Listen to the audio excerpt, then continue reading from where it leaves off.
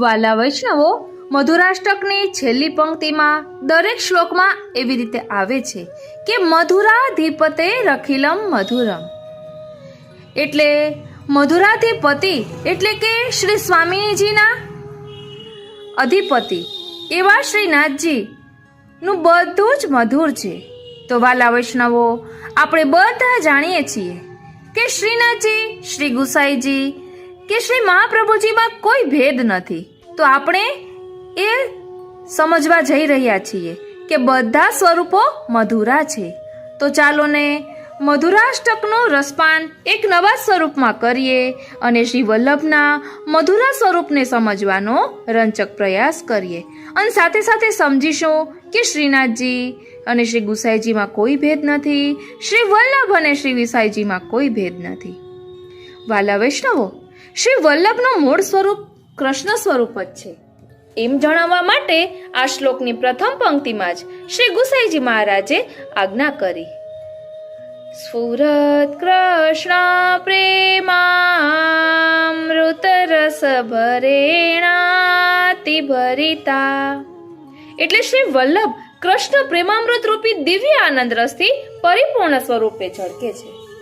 આથી શ્રી ગુસાઈજી મહારાજે શ્રી સર્વોત્તમ સ્તોત્રમાં 108 નામોના પ્રારંભમાં આપના બે નામ આપ્યા, આનંદ અને પરમાનંદ. તેનું કારણ ત્રીજા નામમાં આપ્યું શ્રી કૃષ્ણાસ્યમ, એટલે આપ શ્રી કૃષ્ણના મુખારવિંદ સ્વરૂપ છે. જે વ્યક્તિથી તેનું મુખ અલગ ન હોય, જેમ વ્યક્તિથી તેનું મુખ અલગ ન હોય, તેમ શ્રી કૃષ્ણથી શ્રી વલ્લભ અલગ નથી.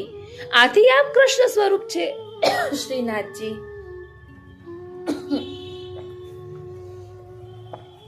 આથી આપ કૃષ્ણ સ્વરૂપ છે. વસ્તુતઃ કૃષ્ણ એવ છે. આમ શ્રી વલ્લભનું મૂળ સ્વરૂપ શ્રી કૃષ્ણનું જ પુંભાવાત્મક સ્વરૂપ છે.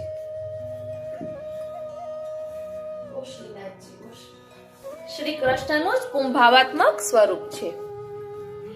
આમ શ્રી ગુસાઈજી મહારાજે શ્રી વલ્લભનું મૂળ સ્વરૂપ સમજાવ્યું કે આપ પ્રિયા ગોપી ભર્ત હો. શ્રી ગોપીજન વલ્લભના સ્વામીની પ્રિયા હોવાથી સુભગ મૂર્તિ, અલૌકિક, છ ધર્મયુક્ત દિવ્ય ભગવત સ્વરૂપ છે.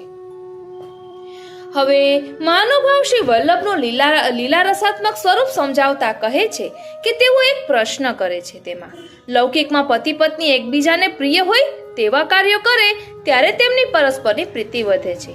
અહીં શ્રી વલ્લભ અને શ્રી કૃષ્ણે પરસ્પરની પ્રીતિ વધે એવી તે કઈ લીલાઓ કરી, તેનો ખુલાસો શ્રી ગુસાઈજી મહારાજ સ્ફુરતુ પદથી કરે છે. તેની સાથે એક બીજું પદ છે સતતમ. સતતમ એટલે સતત, પ્રતિક્ષણ. સ્ફુરતુ એટલે સ્ફુરે છે, એટલે શ્રી વલ્લભમાં પ્રતિક્ષણ નવા નવા ભાવો સ્ફુરે છે. શ્રી વલ્લભ અને શ્રી કૃષ્ણ મૂળ સ્વરૂપે એક જ હોવાથી શ્રી કૃષ્ણની જેમ શ્રી વલ્લભ પણ સદાનંદ, રસાત્મક, ગૂઢ ભાવાત્મક છે. આપનામાં દિવ્ય પુંભાવ અને દિવ્ય સ્ત્રી ભાવ રહેલો છે. આમ આપ દિવ્ય આનંદ રસ પ્રેમામૃતથી પરિપૂર્ણ છલોછલ છે. પરંતુ નિત્ય લીલામાં આપ સ્વામીની સ્વરૂપે બિરાજમાન હોવાથી સ્વામીના સુખ માટે આપના હૃદયમાં વિવિધ લીલાના ભાવો હર પડે પ્રગટે છે. અર્થાત આપ લીલા રસથી સભર સ્વભાવવાળા છે. પ્રભુના સ્વામીના સુખ માટે વિવિધ લીલાઓ કરવામાં આપ સદા તત્પર છે. માટે આપ મધુરા છે. રસશાસ્ત્રમાં રસ કેવી રીતે પ્રકટ થાય તે સમજાવ્યું છે. નાયક નાયિકા માટે રસને યોગ્ય વાતાવરણ હોવું જોઈએ. એ વાતાવરણમાં વિવિધ હાવભાવ, ચેષ્ટાઓ, નૃત્ય, ગીત આદિ ક્રિયાઓ એટલે કે લીલાઓ થવી જોઈએ. અહીં અલૌકિકમાં લીલા હોય ત્યારે હૃદયમાં રહેલો સ્નેહનો મૂળ ભાવ રસાત્મક સ્વરૂપ ધારણ કરે છે. તેમાં સંયોગ લીલાની જેમ માન લીલા પણ રસને પ્રકટ કરવામાં મદદ કરે છે. આથી રસને ગાઢ બનાવી સ્વપ્રભુને સુખ આપવા શ્રી વલ્લભ સ્વામીની સ્વરૂપે વિવિધ ભાવોવાળી માન લીલા કરે છે. તે દ્વારા ક્યારેક પરિહાસ હાંસી કરે છે, અર્થાત મજાક મશ્કરી કરે છે. ક્યારેક મર્મમાં નર્મ વચનો કહે છે, અર્થાત ઝઘડો કરે છે. અને ક્યારેક ગુસ્સો બતાવી કટાક્ષ વચનો પણ કહે છે. આવા વિવિધ ભાવો પ્રકટ કરીને સ્વપ્રભુને સુખદાન કરે છે, પ્રભુને રીઝવે છે. આમ સ્ફુરતુ સતતમ પદો દ્વારા શ્રી ગુસાઈજી મહારાજે સમજાવ્યું કે શ્રી વલ્લભ મૂળ સ્વરૂપે સુભગ મૂર્તિ છે. તેમ લીલા રસાત્મક સ્વામીની સ્વરૂપે પણ સુભગ મૂર્તિ છે. શ્રી વલ્લભના લીલા રસાત્મક સ્વરૂપનો વિચાર કરતા ટીકાકાર મહાનુભાવે એક બીજો પ્રશ્ન થાય છે એમ કહ્યું, નિત્ય લીલામાં બધા ગોપીજનો હરિપ્રિય છે. પ્રેમનો વ્યવહાર સામાન્ય રીતે એવો હોય છે કે તમે એકને પ્રિય થાવ તેને અનુકૂળ બનો. આ સ્થિતિમાં શ્રી વલ્લભને નિત્ય લીલામાં સૌનું પ્રિયત્વ કેવી રીતે પ્રાપ્ત થયું? કારણ સૌનું પ્રિયત્વ જ્યાં સુધી પ્રાપ્ત ન થાય ત્યાં સુધી આપ સુભગ મૂર્તિ એટલે કે પરમ સૌભાગ્ય સ્વરૂપ કેવી રીતે કહેવાય? તો શ્રી ગુસાઈજી મહારાજે તેનો ખુલાસો કર્યો. વિહારાન કુર્વાણમ વ્રજપતિ વિહારાબ્દિષુ સદા. એ પંક્તિથી કરે છે. એટલે વ્રજપતિ એટલે વ્રજના પતિ, સ્વામી જે વ્રજના સંબંધ વાળા છે તે સૌના પતિ શ્રી કૃષ્ણ શ્રીનાથજી છે. જેમ પતિ પત્નીને સુખદાન કરે તેમ શ્રી કૃષ્ણ પ્રત્યેક વ્રજ ગોપિકાને અલૌકિક સુખદાન કરનારા છે. આથી રાસમાં જેટલા ગોપીજનો હતા તેટલા સ્વરૂપો ધારણ કરીને શ્રી કૃષ્ણે પ્રત્યેક ગોપીજનને એક જ સમયે સ્વરૂપાનંદનું દાન કર્યું હતું. વ્રજલીલામાં પણ પ્રત્યેક ગોપિકાના ભાવનું સ્વરૂપ ધારણ કરીને શ્રી કૃષ્ણ તેમના લીલા મનોરથો પરિપૂર્ણ કરે છે. આથી શ્રી વલ્લભાખ્યાનમાં કહેવાયું છે ને કે સકલ વ્રજમાં પોઢિયા વાલો. માટે શ્રી મહાપ્રભુજીએ પણ સમજાવ્યું છે કે લક્ષ્મી સહસ્ત્ર લીલાભિ સેવ્યમાનમ કલાનિધિ. એટલે કલાનિધિ શ્રી કૃષ્ણ હજારો લક્ષ્મી રૂપા ગોપીજનોની વિવિધ લીલાઓથી સેવાય છે. આમ જેટલા ગોપીજનો છે તેટલા લીલા સાગર છે. વિહારાબ્ધિષુ સદા એટલે લીલા સાગરોમાં વિહારાન કુર્વાણામ સદા શ્રી વલ્લભ સદા વિહાર કરે છે. દરેક ગોપીજનના ભાવનો અલગ અલગ લીલા સાગર છે. દરેક ગોપીજનને શ્રી વલ્લભ અતિ પ્રિય છે. તેથી દરેક ગોપીજનની વિનંતીથી શ્રી વલ્લભ તેમના લીલા સાગરમાં વિહાર કરે છે. સામાન્ય રીતે પ્રિયતમ સાથેના વિહારમાં પ્રિયતમા અન્યની હાજરી સહન કરે નહીં, પરંતુ અહીં નિત્ય લીલામાં બધા જ ગોપીજનો શ્રી વલ્લભને લીલા વિહારમાં પધરાવે છે. જો શ્રી વલ્લભ બધા ગોપીજનોને અનુકૂળ ન હોય તો આપને દરેક લીલા સાગરનો અનુભવ પ્રાપ્ત ન થાય. આથી સિદ્ધ થાય છે કે શ્રી વલ્લભ સર્વને અનુકૂળ છે, કારણ આપ સર્વને પ્રિય છે. આપ સર્વ વ્રજ ભક્તો દ્વારા આપનું પરમ સૌભાગ્ય ઉત્કર્ષ સિદ્ધ થયું છે. તેથી લીલા રસાત્મક સ્વરૂપે પણ શ્રી વલ્લભ આપ સુભગ મૂર્તિ છે. શ્રી વલ્લભ કૃપા શક્તિનું સાક્ષાત સ્વરૂપ છે. આપ દ્વારા સર્વ વ્રજ ભક્તોને શ્રી કૃષ્ણનો લીલારસ અનુભવ પ્રાપ્ત થાય છે. શ્રી વલ્લભની કૃપા વિના તે શક્ય નથી. શ્રી વલ્લભમાં આવું અલૌકિક સામર્થ્ય હોવાથી આપ સુભગ મૂર્તિ છે. આમ શ્રી ગુસાઈજી મહારાજે શ્રી વલ્લભનું બીજું સ્વરૂપ લીલા રસાત્મક સ્વામીની સ્વરૂપ સમજાવ્યું. હવે ત્રીજું સ્વરૂપ આચાર્ય સ્વરૂપ સમજાવે છે. અહીં પ્રશ્ન કરે છે કે જેવો મૂળ સ્વરૂપે કૃષ્ણ સ્વરૂપે પૂર્ણાનંદ એટલે કે સદાનંદ છે અને લીલા રસાત્મક સ્વરૂપે સ્વામીની સ્વરૂપે કૃપા શક્તિ રૂપા છે, તેવા સુભગ મૂર્તિ શ્રી વલ્લભને પૃથ્વી પર પધારવાનું કેમ થયું? એટલે પૃથ્વી પર શા માટે પધાર્યા? તો અહીં કહે છે કે શ્રી ગુસાઈજી મહારાજ તેનો જવાબ આપે છે કે સકરુણા છે એટલે કરુણાના સાગર છે. દયા અને કરુણામાં થોડોક ફેર હોય છે વાલા વૈષ્ણવો. ઉપકાર પર ઉપકાર કરવો તે દયા, અપકાર ઉપર ઉપકાર કરવો તે કરુણા. અને શ્રી વલ્લભ આવા કરુણા સાગર છે. કરુણા એ આપનો સ્વભાવ છે અને નિત્ય લીલામાં વ્રજ ભક્તોને શ્રી કૃષ્ણ પ્રાપ્ત કરાવી આપ્યા એ આપની કરુણા. તેવી રીતે લીલામાંથી વિખૂટા પડી પૃથ્વી પર અટવાતા પુષ્ટિજીવોનો ઉદ્ધાર કરવા આપ કરુણા કરી પૃથ્વી પર પધાર્યા. એ આપનું ત્રીજું સ્વરૂપ આચાર્ય સ્વરૂપ. આ સ્વરૂપે આપ જગતમાં પ્રથાપતિ એટલે પ્રસિદ્ધ છે, પ્રથાવતી એટલે પ્રસિદ્ધ છે. આપના આ આચાર્ય સ્વરૂપને સૌ જાણે છે. વલ્લભ ઇતિ આપ પૃથ્વી પર પણ શ્રી વલ્લભ નામે જ પ્રસિદ્ધ છે. નિત્ય લીલામાં પણ આપનું તે જ નામ છે, પરંતુ જગતના જીવોનો આપના મૂળ સ્વરૂપ અને લીલા સ્વરૂપનો અનુભવ નથી. જો કે આપ નિશ્ચિત રૂપે પૃથ્વી ઉપર પણ પોતાના કૃપાપાત્ર જીવોને પોતાના એ અલૌકિક સ્વરૂપોનો અનુભવ કરાવે જ છે. આપના શરણાગત જીવોને એ અલૌકિક અનુભવનું આપે દાન કર્યું છે. અને આજે પણ કરે છે. આથી સિદ્ધ થાય છે કે આપ ભલે ભૂતલ પર આચાર્ય સ્વરૂપે પ્રસિદ્ધ હોય છતાં આપના અલૌકિક સ્વરૂપોથી પણ આ પૃથ્વી પર પણ બિરાજમાન છે જ. જો તેમ ન હોય તો પુષ્ટિજીવોને ભગવદ રસનું દાન થયું છે તે થાત જ નહીં. આપ આચાર્ય સ્વરૂપે પણ અંદર બહાર પૂર્ણાનંદ છે. આપના આ સ્વરૂપમાં પણ આનંદની જરા પણ ઉણપ નથી, માટે તો આપ મધુરાધિપતિ કહેવાય છે. આ પુષ્ટિજીવો પર એવી કૃપા કરે છે કે આપના પ્રાકટ્ય દ્વારા આપે પુષ્ટિજીવોને સ્વરૂપ જ્ઞાન કરાવી, સ્વરૂપ અનુભવ કરાવી, સ્વરૂપાનંદનું દાન કર્યું છે. આથી પુષ્ટિ માર્ગના પ્રાકટ્ય માટે આપની સાથે શ્રી કૃષ્ણ પણ ગોવર્ધનનાથજી સ્વરૂપે પ્રકટ થયા છે. આપ શ્રીએ ઉદ્ધવજીને ભ્રમર ગીતના એક શ્લોકની વ્યાખ્યા કરી આપ ભગવદ લીલા કથામાં નિમગ્ન છો એવા સ્વરૂપનું પણ મહાપ્રભુજીનું ધ્યાન કરી શકાય. અને આપ પૂર્ણાનંદ સ્વરૂપ હોવાથી ભૂતલ ઉપર નિજ સેવકોને ભગવદ રસનું દાન કરે છે. તે સ્વરૂપનું ધ્યાન ચિંતન કરવું જોઈએ. 84 વૈષ્ણવ વાર્તામાં આ હકીકત સિદ્ધ થાય છે. અનેક ભક્તોને આપે પોતાના આ અલૌકિક સ્વરૂપોનો અનુભવ કરાવ્યો છે, જે તેમણે એમના પદોમાં ગાયો છે. આવા 3 સ્વરૂપે અલૌકિક છ ધર્મો સહિત બિરાજમાન સુભગ મૂર્તિ શ્રી વલ્લભ અસ્માકમ હૃદય એટલે અમારા હૃદયમાં સતત પ્રતિક્ષણ સ્ફુરાયમાન થાઓ એવી અહીં વિનંતી કરે છે. વાલા વૈષ્ણવો, આપણે મધુરાધિપતે રખીલા મધુરમ એટલે મધુરાષ્ટકનો રસપાન એક નવા જ રૂપમાં કરી રહ્યા છીએ. એટલે કે શ્રી વલ્લભના સ્વરૂપને, શ્રી વલ્લભના મધુરા સ્વરૂપને સમજી રહ્યા છીએ. જેવી રીતે અધરમ મધુરમ વદનમ મધુરમ, તેમાં નયનમ મધુરમ આવે છે, વદનમ મધુરમ આવે છે, એમ અહીં શ્રી વલ્લભના લાવણ્યામૃતનું વર્ણન કર્યું છે. તેનું થોડું ભાવ દર્શન કરીએ.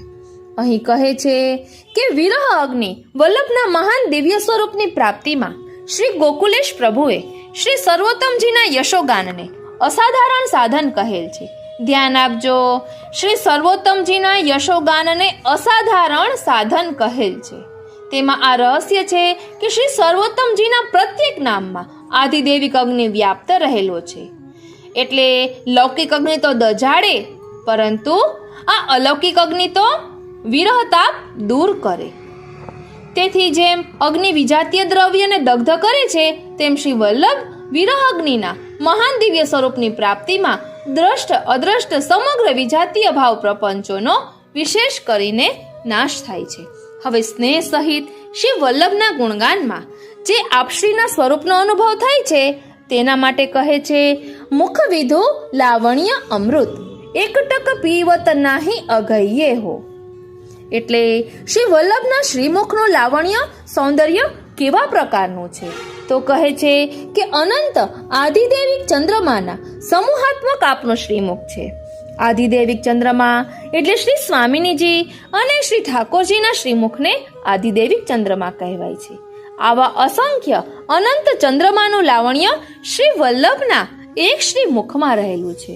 શ્રી હરિરાય પ્રભુ સપ્તશ્લોકીના 7મા શ્લોકમાં આજ્ઞા કરે છે કે યદિ ક્ષણમેવ સુધાનિધિ રૂપા યત્ર તાદ્રશમ મુખમેવાનંત ચંદ્ર સમુદાય રૂપશ્ચંદ્ર.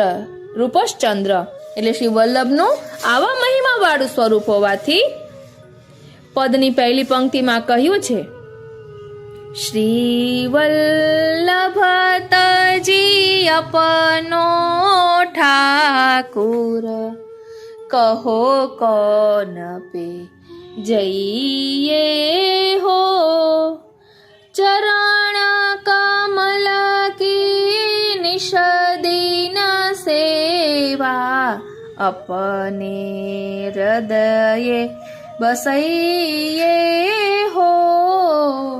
શ્રી વલ્લભતજી અપનો ઠાકુર કહો કોન પે જઈએ હો.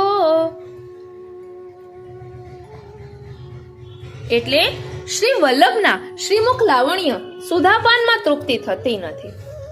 તેથી કહ્યું પીવત નાહી અઘય્યે હો, એટલે કે ધરાતા જ નથી. આપશ્રીના શ્રીમુખમાં લાવણ્યામૃત સુધા છે. તે સુધામાં અલૌકિક આનંદમય અગ્નિ રહેલો છે. તેથી જેમ અગ્નિમાં ધ્રુતની આહુતિ, ધ્રુત એટલે ઘી, દેતા અગ્નિ વિશેષ પ્રજ્વલિત થતો જાય છે, તેમ આપશ્રીના શ્રીમુખના લાવણ્યપાનમાં તૃપ્તિ થતી નથી. શ્રીમુખનું લાવણ્ય ક્ષણે ક્ષણે નૂતન પ્રગટ થતું જ હોય છે, તેથી પણ તૃપ્તિ થતી નથી. આવી તૃપ્તિના અભાવે લાવણ્ય અમૃત માધુર્ય સુધા સિંધુમાં ડૂબેલા સ્વકીયની નિવૃત્તિ થઈ શકતી નથી, અથવા સુધા સિંધુમાં ડૂબેલા સ્વકીય સુધારૂપ બનીને અથવા તદ્રૂપ બનીને લાવણ્ય અમૃત સુધાનો અખંડ અનુભવ કરે છે. પરમાનંદ પ્રેમ સાગરમાં પર્યોસો લીન ભયો. સુધાથી પૂર્ણ બનેલાને સુધાની પ્યાસ લાગે તો કોણ બુજાવે? માધુર્ય સુધાની પ્યાસ સદૈવ બની જ રહેવાની. એટલે જ કહેવાય છે ને કે બન્યો રહેનો ચાહીએ. અહીં અતૃપ્તમાં તૃપ્તિ છે, એટલે અલૌકિકમાં અસંતુષ્ટિમાં સંતુષ્ટિ છે, અપૂર્ણતામાં પૂર્ણતા છે. શ્રી વલ્લભવરનો વિલાસ એટલે આશ્ચર્યનો મહાસિંધુ, તેમાં પ્રત્યેક તરંગ પણ આશ્ચર્ય રૂપ જ હોય. હવે આપ શ્રી વલ્લભના ચરણ કમલના મહિમાનો જ્ઞાન કરાવી નિજજનોને ચરણ કમલની સેવાનો ઉપદેશ કરે છે. ચરણ કમલ કી નિષદિન સેવા અપને હૃદય બસૈયે હો. એટલે આપ શ્રી વલ્લભના ચરણ કમલ ધામ રૂપ છે, અથવા લીલાધામ આપના ચરણ કમલમાં બિરાજે છે. લીલાધામમાં કોટાના કોટી શ્રી સ્વામિનીજીઓ, કોટાના કોટી શ્રી ઠાકોરજીના સ્વરૂપો, સખી, સહચરી, કુંજો, નિકુંજો, નિભૃત નિકુંજો, લીલા સામગ્રીઓ, આ સર્વે અનંત પ્રકારનું રહેલું છે. અનંત પદવાચી પરબ્રહ્મના સ્વરૂપ સંબંધનું સર્વ કંઈ અનંત રૂપ જ છે. લીલાધામ પણ એક જ નહીં પણ અનંત છે. એક બ્રહ્માંડે જેના જશ ન માયા તેના હુવા કોટી અનંત, તો એ ત્યાં થકી વાદિયો જૈવસ્યો મુખ ધીમંત. એટલે વલ્લભાખ્યાનમાં આવું મહાઅલૌકિક લીલાધામ શ્રી વલ્લભ પ્રભુના ચરણમાં રહેલું છે એવું વર્ણન પણ આવે છે. તેથી શ્રી હરિરાય ચરણ શ્રી વલ્લભ ચરણ કમલની સેવાનો ઉપદેશ કરી રહ્યા છે. શ્રી વલ્લભના અનન્ય આશ્રિત જનોને આપ પોતાના સ્વરૂપમાં રહેલા લીલાધામના અપાર રસાત્મક વૈભવના દર્શન અને તેનું જ્ઞાન કરાવે છે. અનન્ય આશ્રય વિના આપના સ્વરૂપમાં રહેલા વૈભવનું જ્ઞાન ન થાય. અનન્યતાનો અર્થ પતિવ્રત ભાવ થાય છે, અને આપ તો પતિવ્રતાના પતિ છે.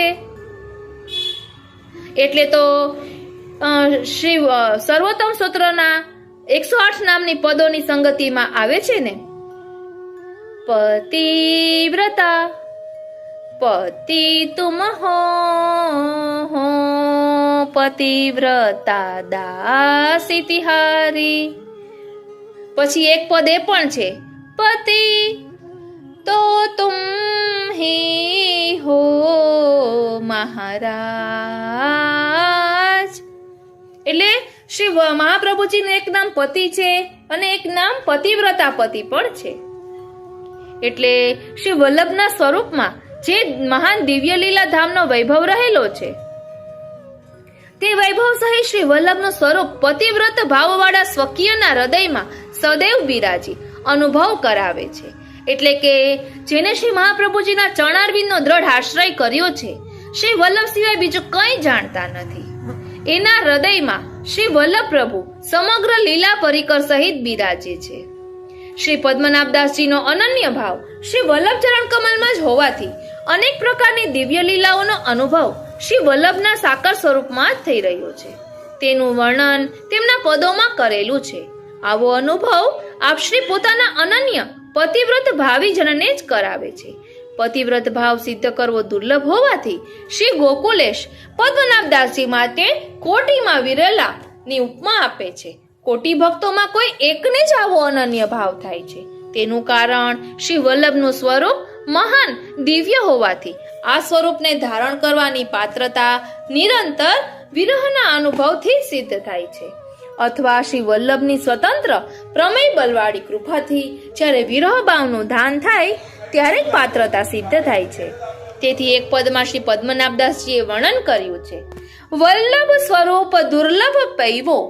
અને અગ્નિકુમારે એટલે કે શ્રી ગુસાઈજીએ શ્રી સર્વોત્તમજીમાં દુરારાધ્યો દુર્લભાંગ્રી સરોરુહ નામો પ્રગટ કર્યા છે. વાસ્તવિક વિરહ અગ્નિ સ્વરૂપ શ્રી વલ્લભનું ભૂવિમાં પ્રાકટ્ય એટલે કે ભૂતલ પર પ્રાકટ્ય પોતાની સર્વાજ્ઞાત કૃષ્ણાસ્ય કુંજમાંથી વિછુરેલા આપના જ વિલાસના મધ્યપાતી સ્વકીયો માટે થયું છે. તેથી પરમ દુર્લભ વીરભાવનું દાન પોતાના સ્વકીયોને કરે છે. સ્વકીયો માટે આવો પક્ષપાત રહેલો છે, માટે તો આપ મધુરા છે. આવા સ્વકીયોનું સર્વસ્વ શ્રી વલ્લભ જ છે, તેવું સ્વકીયનું લક્ષણ છે. મહાવનના ક્ષત્રાણીજી આપશ્રીને શરણે આવ્યા પછી આપે આજ્ઞા કરી કે શ્રી ઠાકોરજી પધરાવીને સેવા કરો. ત્યારે ક્ષત્રાણીજીએ વિનંતી કરી કે રાજ, હું તો આપની જ છું. લીલાધામમાં પણ આપની જ સેવા કરી છે, તેથી હું તો આપની જ સેવા કરીશ. આવી દ્રઢતાપૂર્વકની વિનંતીથી આપ પ્રસન્ન થયા. મંદ મુસ્કાનથી કૃપા દ્રષ્ટિથી સિંચીને પોતાના દુર્લભ ચરણ કમલ સેવા માટે પધરાવી આપ્યા. આ સ્વકીયનું લક્ષણ છે. તેઓ શ્રી વલ્લભને સર્વસ્વ માને છે. પોતે જ અનંતરૂપ થઈને અનંત લીલાઓ કરી રહ્યા છે. એકો અહમ બહુશ્યામ. આ શ્રુતિ કથિત એક અને બહુશ્યામ એ કે શ્રી મહાપ્રભુજીનું મૂળ કેવલ નિર્ગુણ પરબ્રહ્મ સ્વરૂપ છે. આપને બહુરૂપે વિલસવાની ઈચ્છા થતા આપના મૂળ પરબ્રહ્મ સ્વરૂપમાં સ્ત્રી એટલે કે સ્વામીની ભાવાત્મક અને પુમ એટલે કે પુરુષોત્તમ ભાવાત્મક અનંત સ્વરૂપો બહાર વિલાસમાં પ્રકટ થયા. એકોહમ એ સ્વરૂપ પણ આપનો જ છે અને બહુશ્યામ રૂપે પ્રગટ થયેલા સ્વરૂપ પણ આપના જ છે. પરંતુ એકોહમ એ કેવળ વિપ્રયોગાત્મક છે. બહુશ્યામ દ્વિધા શૃંગારાત્મક સંયોગ વિયોગાત્મક છે. આપના વિપ્રયોગ ભાવાત્મકમાં જેનું વરણ છે તેને વરણના સ્વભાવે આપના મૂળ સ્વરૂપમાં જ નિષ્ઠા હોય છે. તેથી મહાવનના ક્ષત્રાણીજીએ આપશ્રીને વિનંતી કરી કે હું તો આપની જ સેવા કરીશ. લીલાધામમાં પણ આપની જ સેવા કરી છે. આ વિનંતીથી આપશ્રીએ પોતાના ચરણકમલ પધરાવી આપ્યા છે. આથી વરણના સ્વભાવે જેની કેવલ શ્રી મહાપ્રભુજીના સ્વરૂપમાં જ નિષ્ઠા હોય અને બહુશ્યામ બહાર પ્રગટ વિલાસ સ્વરૂપમાં ન હોય તો વરણના સ્વભાવે કંઈ પણ અયુક્ત નથી. વસ્તુતઃ તો આપને જે પ્રકારે વિલસવું છે તેથી સર્વ યુક્તમ તેના દર્શન અને અનુભવ સ્વકીયજન શ્રી વલ્લભના સાકાર સ્વરૂપમાં જ કરે છે. આવો મહાન અભ્યુદય, મહાન સૌભાગ્ય પતિવ્રત ભાવીજનને જ લભ્ય છે. હવે પદની છેલ્લી પંક્તિમાં શ્રી હરિરાય મહાપ્રભુજી આ શ્રી વલ્લભના આવા મહાન દિવ્ય સ્વરૂપનું દાસત્વ ભવોભવ પ્રાપ્ત થાય તેવો પોતાના માટે અને સ્વકીયો માટે મનોરથ કરી રહ્યા છે. રસિક સદા સંગીન સો ભવો ભવ ઇનકે દાસ કહીએ હો. એટલે સંગ અને સંગીમાં તારતમ્ય છે, એટલે કે ભેદ છે. જે સર્વ પ્રકારની ભાવનાઓથી સમાનશીલ હોય તેને સંગી કહેવાય. સંગીના અરસપરસના મનની એકતા હોય તે એકને અનુભવ થાય છે. તે જ સમયે દૂરના રહેલા તેવા સંગીને તેવો જ અનુભવ થાય છે. કોઈ પ્રકારની જુદાઈ હોતી નથી, એટલે અંતરના તાર જોડાયેલા હોય છે. શ્રી હરિરાય પ્રભુ શ્રી વલ્લભ ચરણ કમલનું જ મને અને મારા સ્વકીયોને દાસત્વ પ્રાપ્ત થાય એવો મનોરથ કરી રહ્યા છે. તેનું કારણ લીલાલોકમાં શ્રી વલ્લભ પ્રભુના દાસત્વથી બીજો કોઈ પુરુષાર્થ શ્રેષ્ઠ નથી. દિવ્ય પુરુષાર્થના શિખર રૂપ શ્રી વલ્લભ વરનો દાસ્ય છે. અહીં આ દાસ્યના રહસ્યને પ્રકટ કરવું ઉચિત નથી. શ્રી વલ્લભ ચરણ કમલ અનુરાગીજનોને આપ શ્રીના ચરણ કમલની સતત સાનિધ્યતાથી આપની કૃપાએ સ્વતઃ સ્ફુરશે. આ પદમાં શ્રી હરિરાય મહાપ્રભુજીએ શ્રી વલ્લભના મહાન દિવ્ય સ્વરૂપનું વર્ણન કરેલું છે. તે એટલા માટે કે આપ શ્રીના મુગ્ધજનોને શ્રી વલ્લભ ચરણ કમલમાં જ અનન્ય ભાવ થાય તો શ્રી વલ્લભના નિગૂઢ સ્વરૂપનો અનુભવ કરી શકે. સંગ એનું નામ છે કે બીજા બધાય બંધનો પ્રલોભનો સંગો છોડાવીને એક પ્રભુના ધર્મી સાક્ષાત સ્વરૂપમાં જ અનન્ય ભાવ અને દ્રઢાશક્તિ કરાવી. પરમ કૃપાળુ શ્રી હરિરાય પ્રભુએ શ્રી વલ્લભ જનોનું આવા પ્રકારે પોષણ કરીને શ્રી વલ્લભ પદાંબુજમાં દ્રઢ આસક્તિ કરાવી છે. આ પદમાં શ્રી વલ્લભ સિવાય બધાય સંગો છૂટી જાય અને એક શ્રી વલ્લભ ચરણ કમલમાં જ અનન્ય ભાવ થાય, આપમાં જ દ્રઢ આસક્તિ થાય તેવું વર્ણન કરી ખરે જ વલ્લભી જગતને ઉપકારગ્રસ્ત બનાવેલ છે. અને શ્રી વલ્લભ આપણા શ્રીનાથજીને અને શ્રી સ્વામિનીજીને ખૂબ જ વાલા છે. શ્રી યમુનાજીને પણ ખૂબ જ વાલા છે. શ્રી મહાપ્રભુજી જરા પણ ચિંતિત થાય તો બધા સ્વરૂપો પ્રકટ થઈને એમના મનની મૂંઝવણ દૂર કરે છે. એટલે તો દિવ્ય પ્રેમનો સંબંધ અહીં દર્શાવતા પદ કહે છે, જો પે શ્રી વલ્લભ ચરણ ગહે તો મન વૃથા કરત ક્યો ચિંતા હરિહિય આપ રહે. એટલે જેને શ્રી વલ્લભના ચરણારવિંદને પકડી લીધા છે, એનો દ્રઢ આશ્રય કરી લીધો છે, તેના મનને કોઈ પણ વૃથા ચિંતા કરવાની જરૂર નથી, કારણ કે તેના હૃદયે તો સ્વયં શ્રી હરિ આપણા શ્રીનાથજી હૃદયે આવીને બસે છે. જન્મ જન્મ કે કોટિક પાતક છિનહી માંજ દહે, સાધન કર સાધો જીન કો સબ સુખ સુગમ લહે. એટલે જેને શ્રી વલ્લભના ચરણારવિંદનો દ્રઢ આશ્રય કર્યો છે ને, તેના કોટી કોટી જન્મોના પાતકો નાશ પામે છે, એક ક્ષણમાં જ નાશ પામે છે, બધા બળીને ભસ્મ થઈ જાય છે પાપો. અને સાધન કર સાધો જીન કો, જેને શ્રી વલ્લભના ચરણારવિંદ પકડી લીધા છે, એને પછી બીજા કોઈ સાધન કરવાની જરૂર નથી, બધું સુખ સુગમ થઈ રહે છે. કોટી કોટી અપરાધ ક્ષમા કર સદા નેહ નિબહે, ભૂલજી ન કરો કો મન શંકા કરુણા સિંધુ કહે. અબલો બિન સેવે શ્રી વલ્લભ ભવ દુઃખ બહુત સહે, રસિક મહાનિધિ પાય ઓર ફલ મન વચ કર્મ ન ચહે. આ પદમાં દેવીજીઓના પ્રભુ સાથે જે સંબંધ છે તે દિવ્ય પ્રેમનો વર્ણન છે. તેવા દિવ્ય પ્રેમના સંબંધવાળા શ્રી વલ્લભના સ્વરૂપનો શ્રી હરિરાય મહાપ્રભુજી અહીં જ્ઞાન કરાવે છે. હવે ભાવાર્થ જોઈએ. જોપે શ્રી વલ્લભ ચરણ ગહે, એટલે શ્રી હરિરાય પ્રભુ પોતાના મનના મિશે શ્રી વલ્લભ જનને મનને ઉપદેશ કરે છે કે હે મન, તું શ્રી વલ્લભના ચરણ કમલને ગ્રહણ કર, પકડી લે. ગહે એટલે પકડવું. વૃથા ચિંતા શું કામ કરે છે? શ્રી વલ્લભના ચરણ પકડી લેવાથી સર્વ પ્રકારના દુઃખોને હરનારા હરિ તારા હૃદયમાં આવીને નિવાસ કરશે. દેહનું તંત્ર ચલાવવામાં મનની મુખ્યતા હોવાથી અથવા દુઃખના આગારરૂપ અહંતા મમતાત્મક સંસારના બંધનનું કારણ અને તેનાથી યુક્ત થવાનું પણ કારણ મન જ હોવાથી મનને જ અહીં ઉપદેશ કરે છે. હવે શ્રી વલ્લભ સાક્ષાત બિરાજતા હોય ત્યારે આપશ્રીના ચરણ કમલ પકડી શકાય, પરંતુ દૈવી જીવની ભૌતિક દશામાં આપશ્રીનો સાક્ષાત સંબંધ હોતો નથી, તો ચરણ કમલ કેવી રીતે ગહી શકાય?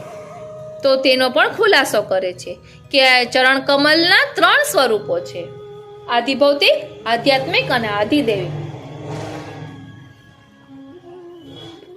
શ્રીમદ ભાગવતજી ભગવદીઓનો સત્સંગ એ પ્રભુનો આધિભૌતિક ચરણ છે. જ્ઞાન અને ભક્તિ એ પ્રભુનો આધ્યાત્મિક ચરણ છે, અને સાક્ષાત પ્રભુ પ્રકટ થાય તે સમયના આપના ચરણ કમલને આધિદેવિક કહેવાય. અનેક જન્મોથી જીવ કાલ માયાકૃત જન્મ મરણના આવાગમનમાં ભ્રમણ કરી રહ્યો છે. તે દુઃખમાંથી છોડાવવા પ્રભુ દયા વિચારે છે. ત્યારે ભૌતિક દશાવાળા જીવને પ્રભુ પોતાના ભૌતિક ચરણ કમલ પ્રાપ્ત કરાવે છે. એટલે કે ભૌતિક ચરણ કમલ શ્રીમદ ભાગવતજી અને ભગવદીઓનો સત્સંગ છે, તેમાં દેવી જીવની રુચિ ઉત્પન્ન કરે છે. શ્રીમદ ભાગવતજીમાં પુષ્ટિ પ્રભુની રસાત્મક લીલા ચરિત્રનું વર્ણન કર્યું છે. તેના શ્રવણમાં દેવી જીવની રુચિ થાય છે. પુષ્ટિ પ્રભુના લીલા ચરિત્રનું જે ગ્રંથોમાં વર્ણન કર્યું છે, જેમ કે શ્રી સુબોધિનીજી વગેરે, તે સર્વ ભાગવતજી કહેવાય છે અને ભાગવત કહેવાય છે, અને સત્સંગમાં તદીય જનનો સંગ પ્રભુ પ્રાપ્ત કરાવે છે. બધા ગ્રંથો એ એક પ્રકારના સત્સંગી જ છે, અથવા તદીય જનના સંગમાં પ્રભુ રુચિ ઉત્પન્ન કરે છે. અહીં તદીય શબ્દનો અર્થ પ્રભુની લીલાના સાક્ષાત દર્શન કરીને લીલા ગુણગાન કરનારા અષ્ટસખા આદિ મહાનુભાવો છે, તેમની વાણીમાં રુચિ થાય છે. આ સિવાય દેવી જીવની ભૌતિક દશામાં શ્રી સર્વોત્તમજી તથા શ્રી યમનાષ્ટક આદિ સ્તોત્રોથી યશોગાન કરવું, અથવા અષ્ટાક્ષર પંચાક્ષર શ્રી વલ્લભ નામનું સ્મરણ કરવું, તેમાં પણ પ્રભુના ભૌતિક ચરણ કમલનો સંબંધ રહેલો છે. એટલે ભગવત ગુણગાન એ આધિભૌતિક ચરણ કમલ કહેવાય છે. શ્રી સર્વોત્તમ સ્તોત્ર તો આધિદેવિકનું પણ આધિદેવિક છે. સાક્ષાત પ્રભુ પ્રાપ્તિના સાધનોમાં શિરોમણી છે, તેથી તેનું નામ સર્વોત્તમ છે. ભાગ્યના પૂરા હોય ને તેને શ્રી સર્વોત્તમજીના યશોગાનમાં રુચિ થાય છે. ઓ શ્રીનાથજી! ઉપરોક્ત પ્રકારે આપશ્રીના ભૌતિક ચરણ કમલની સન્મુખ રહેવાથી જ્ઞાન અને ભક્તિરૂપ આધ્યાત્મિક ચરણ કમલ સ્વતઃ પ્રાપ્ત થાય છે. આ આધ્યાત્મિક ચરણ કમલ આપશ્રી વલ્લભના સાક્ષાત પ્રાકટ્યની ભૂમિકાને સિદ્ધ કરનારા છે. આપશ્રીનો ભક્ત હૃદયમાં જ્યારે પ્રાદુર્ભાવ થાય છે, ત્યારે આપના સાક્ષાત ચરણ કમલનો સ્પર્શ થતા માત્રમાં દૈવી જીવ પોતાના દિવ્ય આધિદૈવિક દેહને પ્રાપ્ત કરી લીલાધામમાં પ્રવેશ કરે છે. ચરણનું કાર્ય ગતિ કરવાનું છે, એટલે આ ચરણ કમલ દૈવી જીવને લીલાધામમાં પહોંચાડનારા છે. આપ શ્રી સુબોધિનીજીના દશમ સ્કંદ અધ્યાય 3 27મા શ્લોકમાં આજ્ઞા કરે છે કે આ 3 પ્રકારના ચરણ કમલમાંથી એક પ્રકારના ચરણ પણ જીવને કૃતાર્થ કરનારા છે. તેનું કારણ મૂળમાં જન્મ મરણના દુઃખ દાવાનલમાં ભૂંજાતા દૈવી જીવ પ્રત્યે આપશ્રીને દયા ઉત્પન્ન થઈ. તેથી જ પોતાના ભૌતિક ચરણ કમલ ભૌતિક અવસ્થાવાળા જીવને પ્રાપ્ત કરાવ્યા છે અને આગળ આધ્યાત્મિક આધિદૈવિક ચરણ કમલ પણ પોતે જ કરુણા કરીને પ્રાપ્ત કરાવી લીલાધામથી વિછોડેલા દૈવી જીવને લીલાધામમાં પહોંચાડે છે. આથી શ્રી વલ્લભ નામમાં જ શ્રી વલ્લભનું ભાવાત્મક રસાત્મક સ્વરૂપ રહેલું છે. તેથી શ્રી વલ્લભ નામનું સ્મરણ કરતા રહેવું, તેને આપશ્રીના ચરણ કમલ ગ્રહણ કર્યા કહેવાય. ચરણનું કાર્ય ગતિ કરવી, ચાલવું તે છે. તેથી શ્રી વલ્લભ નામ સ્મરણથી શ્રી વલ્લભ સન્મુખ રહેવું, ગતિ કરવી, તેને ચરણ કમળ ગ્રહણ કર્યા કહેવાય. તેથી પ્રાણ શ્રેષ્ઠ શ્રી વલ્લભની પ્રાપ્તિ માટે ચિંતા નહીં કરવી. આવો હિતોપદેશ શ્રી વલ્લભના સ્વકીઓને શ્રી હરિરાય મહાપ્રભુજી વાત્સલ્ય સ્નેહના ભરભાવથી કરી રહ્યા છે. એટલે મનને ખોટા સંકલ્પ વિકલ્પ કર્યા કરવાનો સ્વભાવ છે. આ આસુર ભાવના આવેશવાળા મનનો સ્વભાવ છે. તેવા સ્વભાવને વશ નહીં થતા નામના સ્મરણ રૂપી ચરણ કમલને ગ્રહણ કરવા જોઈએ. અને ઓ શ્રીનાથજી, શ્રી વલ્લભ નામ અને શ્રી વલ્લભનું નામ અને સ્વરૂપ જુદા નથી એમ શ્રી હરિરાય મહાપ્રભુજી અહીં સમજાવી રહ્યા છે. આપ કહે છે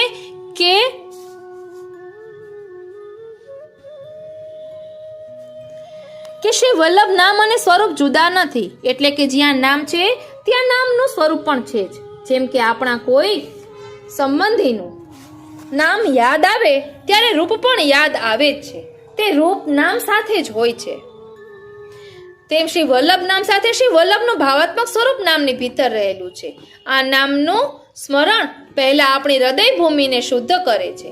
એટલે કે નામ સ્મરણ હૃદયને આવરણ વિનાનું બનાવે છે અથવા શ્રી વલ્લભને ભૂલાવે તેવો ભૌતિક અને આધ્યાત્મિક અવિદ્યાજનિત ભાવ પ્રપંચ નામના સ્મરણથી દગ્ધ થાય છે. એટલે કે દૂર થાય છે, બળી જાય છે પાપો. પછી નામમાં રહેલું ભાવાત્મક સ્વરૂપ પ્રકટ થાય છે. અથવા જેમ ખેડૂત લોકો પહેલા ખેતરમાં ઉગેલા કાંટાળા છોડવાઓને કાઢી ખેતરને સાફ કરી પછી તેમાં બીજ વાવે અને બીજને જળ મળતા અંકુરિત થઈ બહાર નીકળે, અને તેમ શ્રી વલ્લભ નામ સ્મરણ પ્રથમ આપણા હૃદયમાં રહેલા કામ, ક્રોધ આદિ આસુરી ભાવો છે તેને દૂર કરે છે. પછી શુદ્ધ થયેલા હૃદયમાં આપના નામ રૂપી બીજમાંથી આપનું ભાવાત્મક સ્વરૂપ પ્રકટ થઈ જાય છે. તેથી નામ અને સ્વરૂપ બંને સાથે જ રહેતા હોવાથી શ્રી વલ્લભ સ્વરૂપ પ્રાપ્તિ માટે ખોટી ચિંતા ન કરજો. શ્રી વલ્લભના વિયોગ દુઃખને સહન કરી અથવા વિયોગ દુઃખને ધારણ કરી નામ સ્મરણથી સતત સન્મુખ રહેવો તેવો બોધ કરે છે.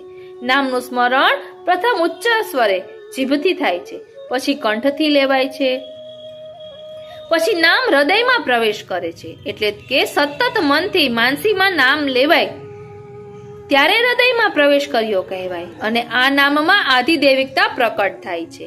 ત્યારે જ તે સમયે અનેક જન્મોના પાપ સમૂહને ભસ્મ કરે છે અથવા ત્રિવિધ પ્રકારના પ્રતિબંધોનો પ્રલય કરે છે. શ્રી વલ્લભ નામ કોટી સૂર્ય અગ્નિ સમાન છે.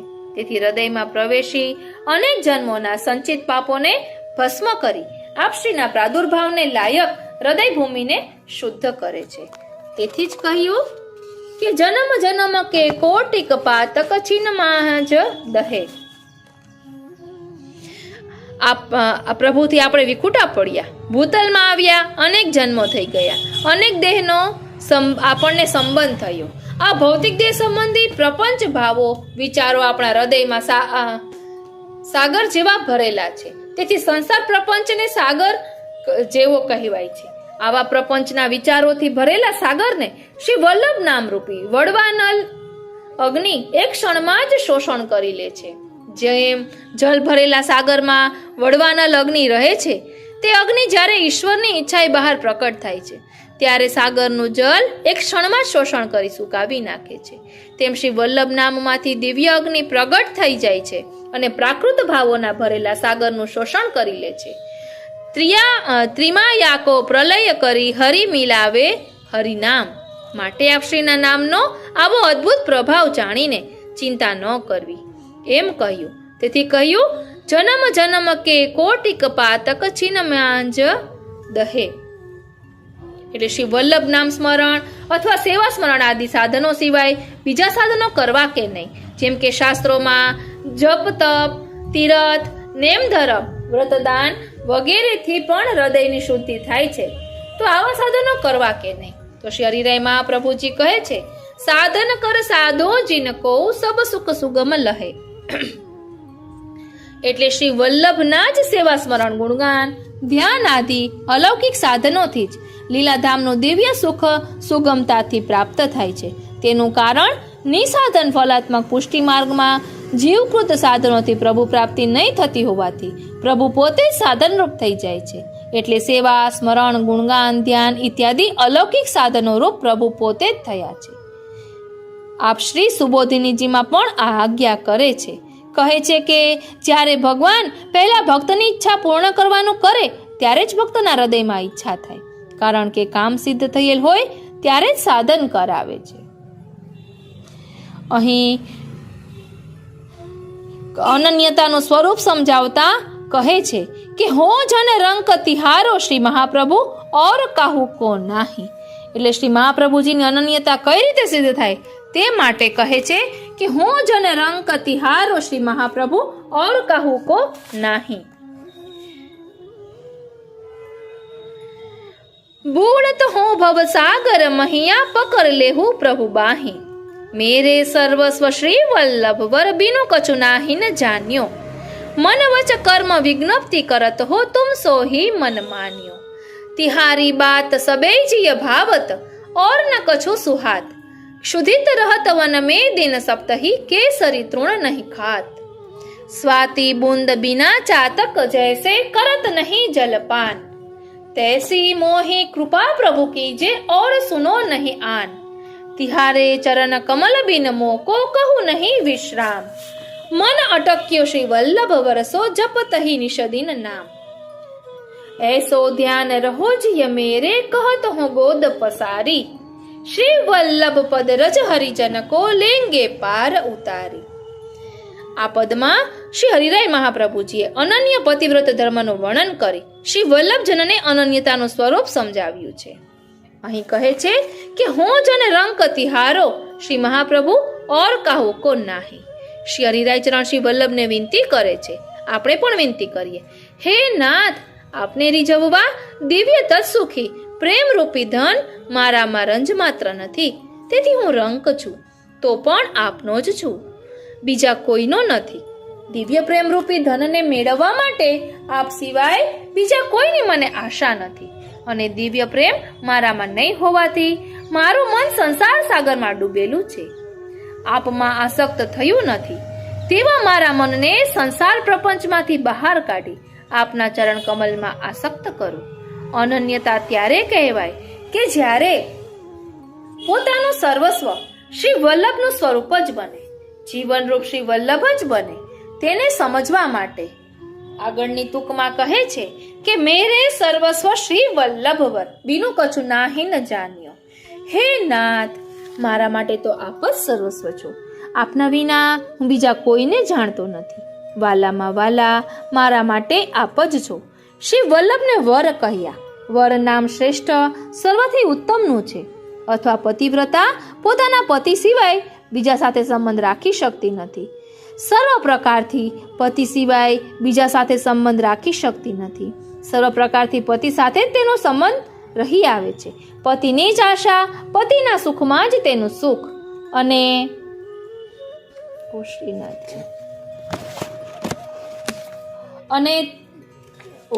અને પતિ જ તેનું સર્વસ્વ. પતિની જ મોટાઈ તેના હૃદયમાં વસેલી હોય છે. પતિ સિવાય અન્ય કોઈ મહાન વિભૂતિ પણ વર્ચસ્વ પતિવ્રતાના હૃદયમાં પ્રવેશ કરી શકતું નથી. પતિના વિયોગમાં પતિવ્રતાની સ્થિતિ પ્રોષિત ભરતુકાવત હોય છે.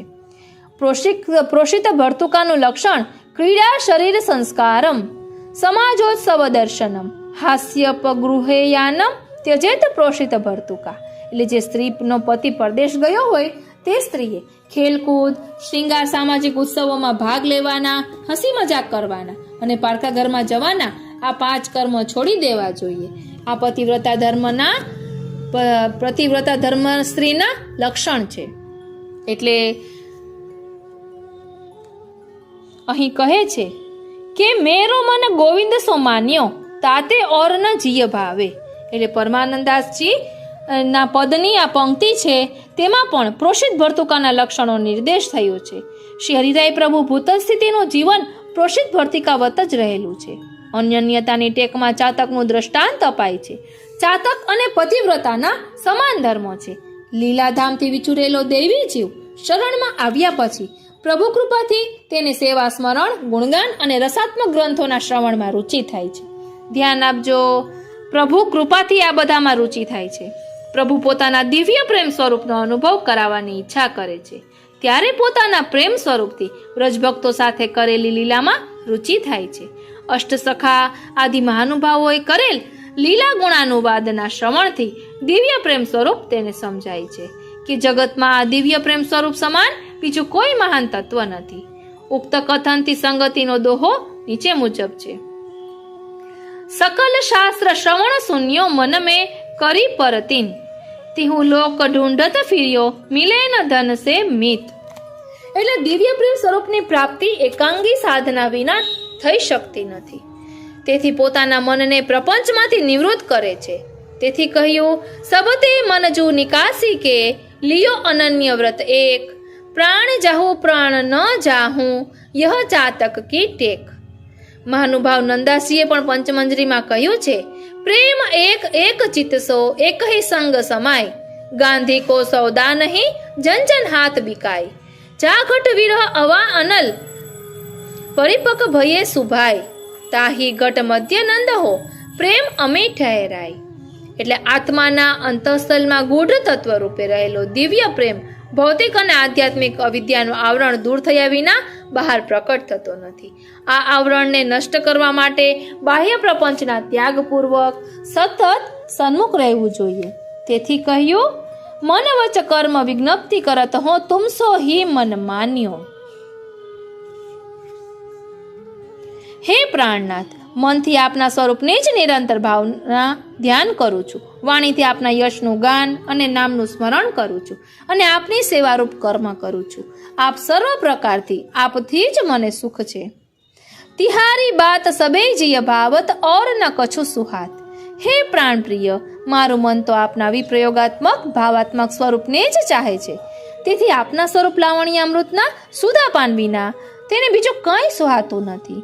દાન લીલા, પનઘટ લીલા, હોરી લીલા ઇત્યાદિ લીલાઓ સંયોગાત્મક છે. આ સંયોગાત્મક આનંદ પ્રભુના એક જ સ્વરૂપથી અનુભવાય છે. જ્યારે વિપ્રયોગ અવસ્થામાં કોટાના કોટી સ્વરૂપનો એક જ સમય અનુભવ થાય છે. તેથી શ્રી હરિરાય પ્રભુ શ્રી વલ્લભના વિપ્રયોગાત્મક ભાવાત્મક સ્વરૂપની જ ચાહના કરે છે. તેથી કહ્યું, ઓર કછું ન સુહાય. ઉપરના વિષયને દ્રષ્ટાંતથી જતાવે છે કે ક્ષુધિત રહત બન મેં દિન સપ્તહી કેસરી તૃણ નહીં ખાત. એટલે જેમ વનમાં રહેતો કેસરી એટલે કે સિંહ 7 દિવસનો ભૂખ્યો હશે ને તો પણ ઘાસ ખાઈને જીવનને ટકાવશે નહીં, તેમ હે નાથ, આપના સ્વરૂપામૃત સુધાપાન વિના મારું મન બીજા કોઈ અલૌકિક સુખોને ગ્રહણ કરે તેમ નથી. હવે બીજું દ્રષ્ટાંત ચાતકનું આપે છે. સ્વાતિ બુંદ બિન ચાતક જૈસે કરત નહીં જલપાન. એટલે ચાતક જેમ સ્વાતિના જલ વિના બીજા જલને ગ્રહણ કરતો નથી, 12 મહિના પ્યાસો તરફડે છે તો પણ બીજા ગંગાજી જેવા પવિત્ર જલોનો પણ ગ્રહણ કરતો નથી, તેમ હે નાથ, આપના સ્વરૂપામૃત સુધાપાન વિના બીજા અલૌકિક આનંદોથી મારું જીવન નભાવી શકું તેમ નથી. કારણ કે મારું મન તો આપશ્રીના સ્વરૂપ લાવણ્યામૃત માધુર્ય સુધાની જ આશા કરી રહ્યું છે. સ્વરૂપ અમૃત જ જેનું જીવન છે. તેવા એક ગોપીજન કહે છે કે બિન દેખે મન મોહન કો મુખ મોહી લગત ત્રિભુવન દુઃખદાય. વળી અન્યત્ર પણ કહ્યું છે, કહા પુણ્ય અરુ પાપ યહ તો હમ જાને નાહી બિકી તિહારે હાથ અધરામૃત કે લોભ લાગી. આ સ્વરૂપામૃત સુધાના એ બિંદુનો પણ કેવો વિલક્ષણ પ્રભાવ છે તે શ્રી ચાચા ગોપેશ્વરજીએ શ્રી સર્વોત્તમજીની ટીકાના મંગલાચરણના શ્લોકમાં દર્શાવ્યું છે. પ્રવર્ધયત કૃપાંબોધિ બિંદુરે કોઅપી યમ સ્પૃશેત મજ્જન રસાબ્દો તપતે સતમ વંદે અનલ પ્રભ્રુમ. એટલે શ્રી વલ્લભ સ્વરૂપ સૌંદર્ય લાવણ્યામૃત સુધાના સિંધુ રૂપ છે. તેના એક બિંદુનો સ્પર્શ અથવા પાન જેને પ્રાપ્ત થયેલ છે એ સીધા સિંધુમાં ડૂબેલો રહે છે. આવી વિલક્ષણ સુધા છે. અન્ય રસિકની અનુભૂતિમાં જોઈએ તો નારાયણ તાહી સબ ફીકો જીન ચાખી યહ રૂપ મીઠાઈ. ઝુરી ઝુરી પિંજર ભયે ગિર ન લગી તન પાંખ નવધન વલ્લભ ચાતકી નહીં છાંડર અભિલાષ. પછી અહીં સમજાવે છે કે શ્રી વલ્લભ એ કૃષ્ણમુખ રસોવૈસહ શૃંગાર રસની મૂર્તિ છે. કૃષ્ણ દેવ હોવાથી કૃષ્ણમાં શૃંગાર રસાત્મક રતિ થાય છે. એ કામ ભાવાત્મક ભક્તિ કહેવાય છે. મૂળ વિપ્રયોગ ભાવાત્મક કૃષ્ણમાં રતિ થાય એ સ્વતંત્ર ભક્તિ કહેવાય છે. એટલે સ્વતંત્ર ભક્તિ રસમાં નાયક નાયિકાની અભેદતાથી તે કેવલ પ્રેમાનંદ અર્થાત પ્રેમાનંદ સહિત નિરતિશય સૌંદર્યામૃતનો જ અનુભવ થાય છે. આ કથનની પુષ્ટિમાં શ્રી સુબોધિનીજી દશમ સ્કંદના સ્વતંત્ર લેખમાં આપણે જોઈ શકીએ છીએ. એટલે શ્રીમદ આચાર્ય ધ્યાન ચિંતન ગ્રંથમાં શ્રી હરિરાય મહાપ્રભુજીએ સ્વતંત્ર ભક્તિ સ્વરૂપનું વર્ણન કર્યું છે. અને સૌંદર્ય પદ્યનું વર્ણન કરતા કહે છે કે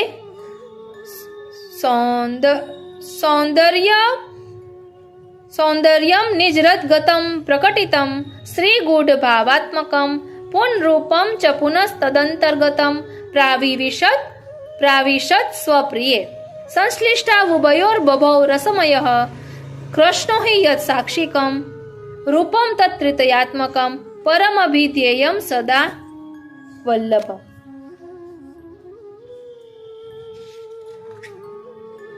હવે અહીં સમજાવે છે કે શ્રી ઠાકોરજીના હૃદયમાં સ્ત્રી ભાવ રૂપી ગૂઢ ભાવાત્મક અને પુંભાવ રૂપી સૌંદર્ય બિરાજે છે. તેમાંથી શ્રી ઠાકોરજીએ સ્ત્રી ભાવ રૂપી ગૂઢ ભાવાત્મક સૌંદર્ય બહાર પ્રકટ કર્યું. એ જ પ્રકારે શ્રી સ્વામિનીજીના હૃદયમાં પણ સ્ત્રી ભાવ અને પુંભાવ રૂપી સૌંદર્ય બિરાજે છે.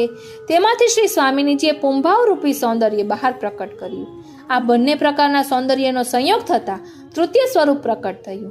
કારણ શ્રી ઠાકોરજીએ પોતાના પ્રિય એવા શ્રી વલ્લભમાં આ બંને સૌંદર્યનો પ્રવેશ કરાવ્યો.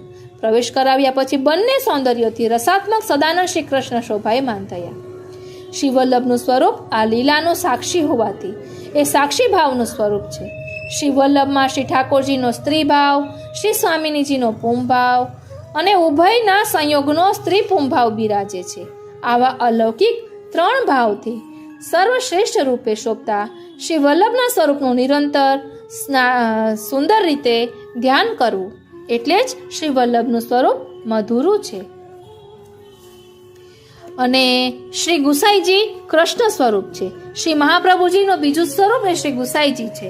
શ્રી ગુસાઈજી નિત્ય લીલામાં શ્રુતિ રૂપા યુથના સ્વામિનીજી શ્રી ચંદ્રાવલીજીનું સ્વરૂપ છે. અને શ્રી ગુસાઈજી સંયોગ રસાત્મક સ્વરૂપ છે. અને શ્રી મહાપ્રભુજી વિપ્રયોગાત્મક રસાત્મક સ્વરૂપ છે. આથી શ્રી ગુસાઈજીમાં શ્રી મહાપ્રભુજીના સ્વરૂપનો અનુભવ કરવાનો અને તેનું નિરૂપણ કરવાનું સૌથી વધુ સામર્થ્ય છે. આપશ્રીની આ વાણી વેદવાણી છે, માટે આપની વાણી અલૌકિક રસરૂપા છે. આ વાણીનો રસાસ્વાદ આપની કૃપાથી જ શક્ય છે. કારણ આપ મુકમ કરોતી વાચાલમ છે. માટે સૌ પ્રથમ આ શ્લોકના રચયિતા શ્રી ગુસાઈજી મહારાજને આપણે દીનતાપૂર્વક દંડવત કરીએ. એટલે શ્રી ગુસાઈજીએ શ્રી વલ્લભના જે સ્તોત્રો રચ્યા છે તેની શરૂઆતમાં આ રીતે કહ્યું છે: વાલા વૈષ્ણવો, મધુરા એવા શ્રી વલ્લભના પ્રાકટ્ય નિત્ય લીલામાં કઈ રીતે થયું તેનું ખૂબ જ સુંદર વર્ણન છે. એટલે આપણે સમજી શકીશું આ વર્ણન દ્વારા કે શા માટે શ્રી વલ્લભને મધુરા કહ્યા છે, શા માટે શ્રી વલ્લભનું સ્વરૂપ મધુરું સ્વરૂપ છે. શ્રી વલ્લભનું નિત્ય લીલામાં પ્રાકટ્ય. તો નિત્ય લીલામાં શ્રી ઠાકોરજી અને શ્રી સ્વામિનીજીને એકબીજા માટે ઉત્કટ પ્રેમ એકબીજાના વિના એક ક્ષણ પણ રહી ન શકે. શ્રી યુગલ સ્વરૂપની સંયોગાત્મક અને વિયોગાત્મક રસભરી લીલાઓ સદૈવ થયા કરે. લીલા રમણ કરતા કરતા રીસામણાને મનામણા પણ રોજ થાય. શ્યામ રંગ સમીપે ન જાવું ની પ્રતિજ્ઞા લેવાય અને તૂટે, કારણ મન કહે પલક ન નિભાવું. એક દિવસ હંમેશ કરતા અનોખી લીલા થઈ. ઉનાળાની ઋતુ હતી, બપોરનો સમય હતો. શ્રી યમુનાજીના કિનારે સુંદર ઉપવન હતું.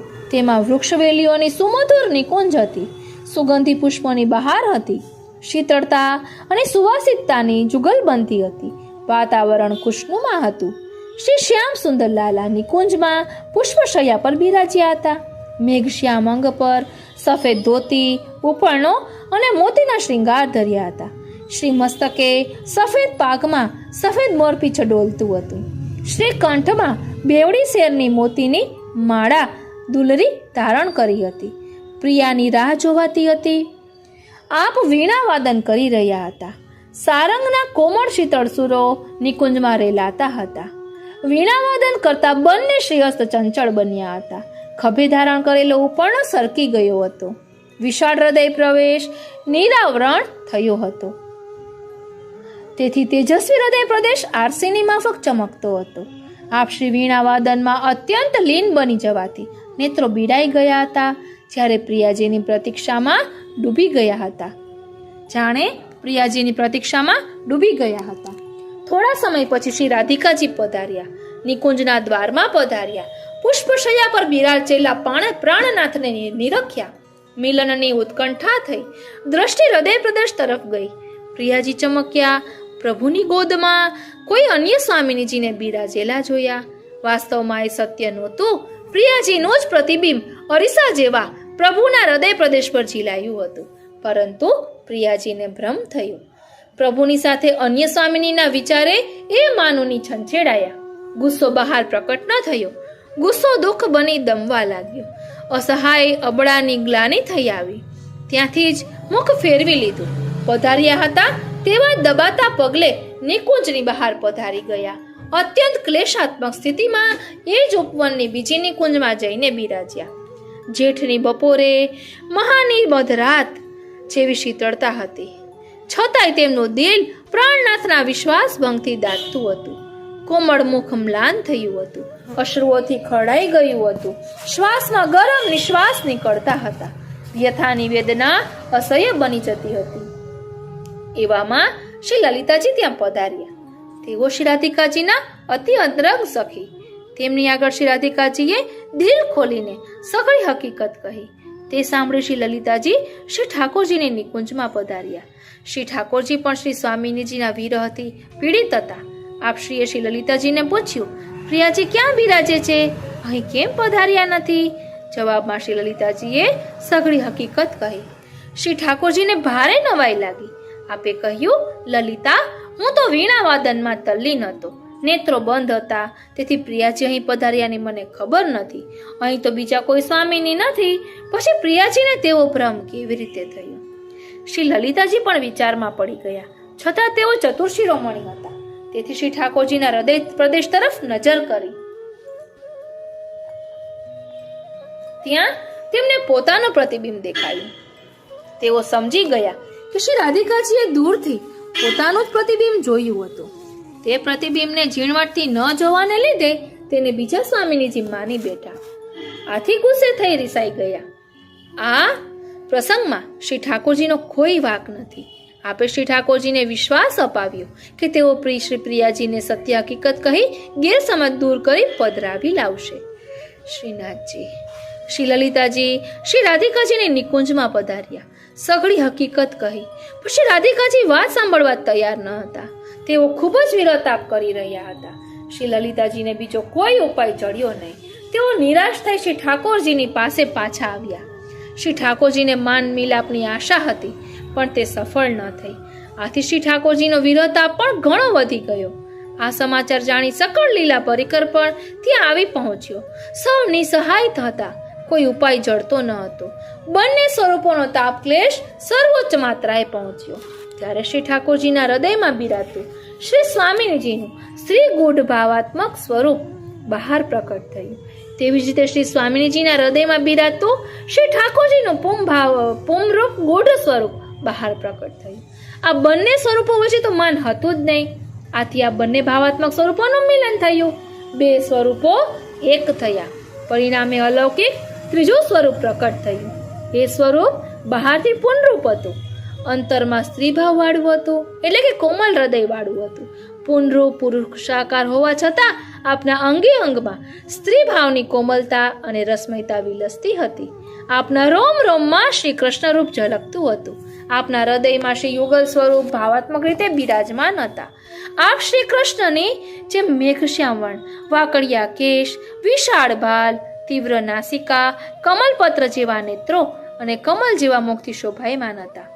એમના દર્શન કરી સમગ્ર લીલા પરિકર અતિ પ્રસન્ન થયું. સૌને અતિ પ્રિય લાગ્યા. તેથી સૌએ આપનું નામ શ્રી વલ્લભ રાખ્યું. સૌએ શ્રી વલ્લભ નામનો જયઘોષ કર્યો. બોલો શ્રી વલ્લભાધીશ કી જય. પછી શ્રી ચંદ્રાવલીજી, શ્રી યમુનાજી અને શ્રી લલિતાજીએ તેમને વિનંતી કરી, હે શ્રી વલ્લભ, અમે આપના છીએ. શ્રી વલ્લભ ત્વાસ્મી, શ્રી વલ્લભ ત્વાસ્મી, અમે આપના શરણે છીએ. શ્રી વલ્લભ શરણમ મમ, શ્રી વલ્લભ શરણમ મમ. આપણા સૌના પ્રિયતમ અને પ્રિયાજી ઘણા સમયથી ગાઢ માનમાં બિરાજ્યા છે.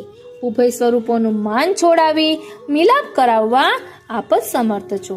માટે આપ તેમનું માન છોડાવો. આપણા શ્રી મહાપ્રભુજી પ્રતિક્ષણા નિકુંજસ્થ લીલા રસ સુપુરિત છે, તે સ્વરૂપનું પણ ધ્યાન ચિંતન કરવું જોઈએ. અને અહીં વિનંતી કરી એટલે શ્રી વલ્લભ લીલા પરિકરને સાથે લઈ પ્રથમ શ્રી ઠાકોરજીની નિકુંજમાં પધાર્યા. શ્રી વલ્લભ પધારતા શ્રી ઠાકોરજી પ્રસન્ન થયા. શ્રી વલ્લભે બે હાથ જોડી મસ્તક નમાવી વંદન કરી વિનંતી કરી, કૃષ્ણ ત્વાસ્મી, કૃષ્ણ ત્વાસ્મી, કૃષ્ણ ત્વાસ્મી. લીલા પરિકરે પણ આ પંચાક્ષર મંત્ર 3 વખત ઉચ્ચાર્યો. કૃષ્ણ ત્વાસ્મી, કૃષ્ણ ત્વાસ્મી, કૃષ્ણ ત્વાસ્મી. શ્રી ઠાકોરજીએ શ્રી વલ્લભને પોતાના આશ્લેષમાં લીધા. શ્રી પ્રભુ અને શ્રી મહાપ્રભુજીનું પ્રથમ મિલન થયું. શ્રીનાથજી પછી શ્રી વલ્લભની વિનંતીથી શ્રી ઠાકોરજી શ્રી વલ્લભની સાથે શ્રી રાધિકાજીની નિકુંજમાં પધાર્યા. બંને સ્વરૂપોના સુખદ દર્શને જ શ્રી રાધિકાજીનું માન છૂટી ગયું. આપ પ્રસન્ન થઈ સામે પધાર્યા. શ્રી યુગલ સ્વરૂપનું પ્રથમ મિલન થયું. શ્રી વલ્લભે શ્રી યુગલ સ્વરૂપને એક સિંહાસન પર સાથે પધરાવ્યા. બંને સ્વરૂપને હાથ જોડી મસ્તક નમાવી વંદન કરતા વિનંતી કરી, શ્રી કૃષ્ણ શરણમ મમ, શ્રી કૃષ્ણ શરણમ મમ, શ્રી કૃષ્ણ શરણમ મમ. અર્થાત શ્રી એટલે શ્રી સ્વામિનીજી સહિત શ્રી કૃષ્ણ મારું શરણ છે, એમના શરણે છું હું. આ અષ્ટાક્ષર મંત્રનો 3 વખત જયઘોષ સકળ લીલા પરિકરે કર્યો. શ્રી કૃષ્ણ શરણમ મમ, શ્રી કૃષ્ણ શરણમ મમ, શ્રી કૃષ્ણ શરણમ મમ. શ્રી યુગલ સ્વરૂપે પોતાના જ તૃતીય સ્વરૂપ શ્રી વલ્લભને પોતાની સાથે સિંહાસન પર પધરાવ્યા. નિત્ય લીલા ધામમાં શ્રી વલ્લભના પ્રાકટ્ય મહોત્સવનો મંગલ આનંદ છવાઈ ગયો. શ્રુતિરૂપા સ્વામીને શ્રી ચંદ્રાવલીજીએ શ્રુતિગાન કર્યું. એ જ આ સૌંદર્ય પદ્ય છે. વેદની શ્રુતિઓ રસરૂપ છે. રસ ગુપ્ત રહે તો રસરૂપતા જળવાઈ રહે. આથી વેદની શ્રુતિઓની ભાષા સૂત્રાત્મક છે. માટે શ્રી ચંદ્રાવલીજી સ્વરૂપ શ્રી ગુસાઈજી મહારાજે સૂત્રાત્મક ભાષામાં શ્રી વલ્લભ સ્વરૂપના પ્રાકટ્યનો મંગલ પ્રસંગ એક શ્લોકના સૌંદર્ય પદ્યમાં વર્ણવ્યો છે, જેનો વિસ્તૃત નિરૂપણ આપણે જોયું. આ પ્રસંગ સમજ્યા પછી આપણને આ પદ્ય સમજવું સુગમ બનશે. અને એટલા માટે જ આવા મધુરા સ્વરૂપના પ્રાકટ્ય એનું લીલા ચિંતન પણ મધુરું હોય. માટે આપણે આ રીતે મધુરાષ્ટકનું રસપાન એક નવા જ રૂપમાં કર્યું. પછી આપણે મધુરાષ્ટક રસપાન જે પુસ્તક છે તેમાંથી અલગથી લેવાના જ છીએ. આ તો મધુરાધિપતિ એવા શ્રીનાથજી, મધુરા એવા શ્રી સ્વામિનીજી અને બંનેનું સંયોગાત્મક સ્વરૂપ એવા શ્રી વલ્લભ બધા વસ્તુતઃ એક જ છે. તેના માટે આપણે આજે આ સત્સંગ કર્યો છે કે કેમ તેમાં કોઈ ભેદ નથી. એટલે આપણી જે સ્વરૂપમાં આસક્તિ હોય એ સ્વરૂપનું ચિંતન કરવું. અને કહ્યું છે ને, સબન તે શ્રી વલ્લભ નામ ભલો, યાહી મેં ગોકુલ, યાહી મેં વૃંદાવન, યાહી મેં વ્રજમંડલો, સબન તે શ્રી વલ્લભ નામ બોલો. એટલે શ્રી વલ્લભ બધા સ્વરૂપોને ખૂબ જ પ્યારા છે. એટલે શ્રી વલ્લભનું શરણો સ્વીકારીશું, શ્રી વલ્લભના ચરણારવિંદનો દ્રઢ આશ્રય કરીશું એટલે બધાની પ્રાપ્તિ આપોઆપ થઈ જશે. બોલો શ્રી વલ્લભાધીશ કી જય. આજનો આ સત્સંગ શ્રીનાથજી, શ્રી યમુનાજી, શ્રી મહાપ્રભુજીના ચરણારવિંદમાં સમર્પિત કરું છું અને એ જ વિનંતી ધરું છું કે આપના સ્વરૂપને અમે અમારી યોગ્યતા, અમારી પાત્રતા, અમારા અધિકાર અનુસાર આત્મપટલ પર ધારણ કરી શકીએ એવી કૃપા કરો. હે શ્રી વલ્લભ પ્રભુ, એવી કૃપા કરો. હે શ્રી વલ્લભ પ્રભુ, હું આપનો છું. હે શ્રી વલ્લભ પ્રભુ, હું આપનો છું. હું દાસ છું. હે કૃષ્ણ, હું તમારો છું. હે કૃષ્ણ, હું તમારો છું. હે કૃષ્ણ, હું તમારો છું. જય શ્રી કૃષ્ણ. શ્રી વલ્લભના લાડીલા વૈષ્ણવોને મારા જય શ્રી કૃષ્ણ. હું કૃષ્ણ આવેશની આપ સર્વે વૈષ્ણવોનું પવિત્ર એકાદશીના અલૌકિક સત્સંગમાં હાર્દિક સ્વાગત કરું છું. પવિત્ર એકાદશીને પુત્રદા એકાદશી પણ કહેવામાં આવે છે. પવિત્ર એકાદશી એટલે પુષ્ટિ માર્ગનો પ્રાકટ્ય ઉત્સવ, પ્રાકટ્ય દિવસ. તો આજે આપણે મર્યાદા ભાવના અને પુષ્ટિ ભાવના બંને સમજીશું કે જેના કારણે આપણે સુંદર રીતે સમજી શકીએ કે પુષ્ટિ માર્ગમાં આ પવિત્ર એકાદશીનું મહાત્મ્ય શા માટે આટલું બધું છે.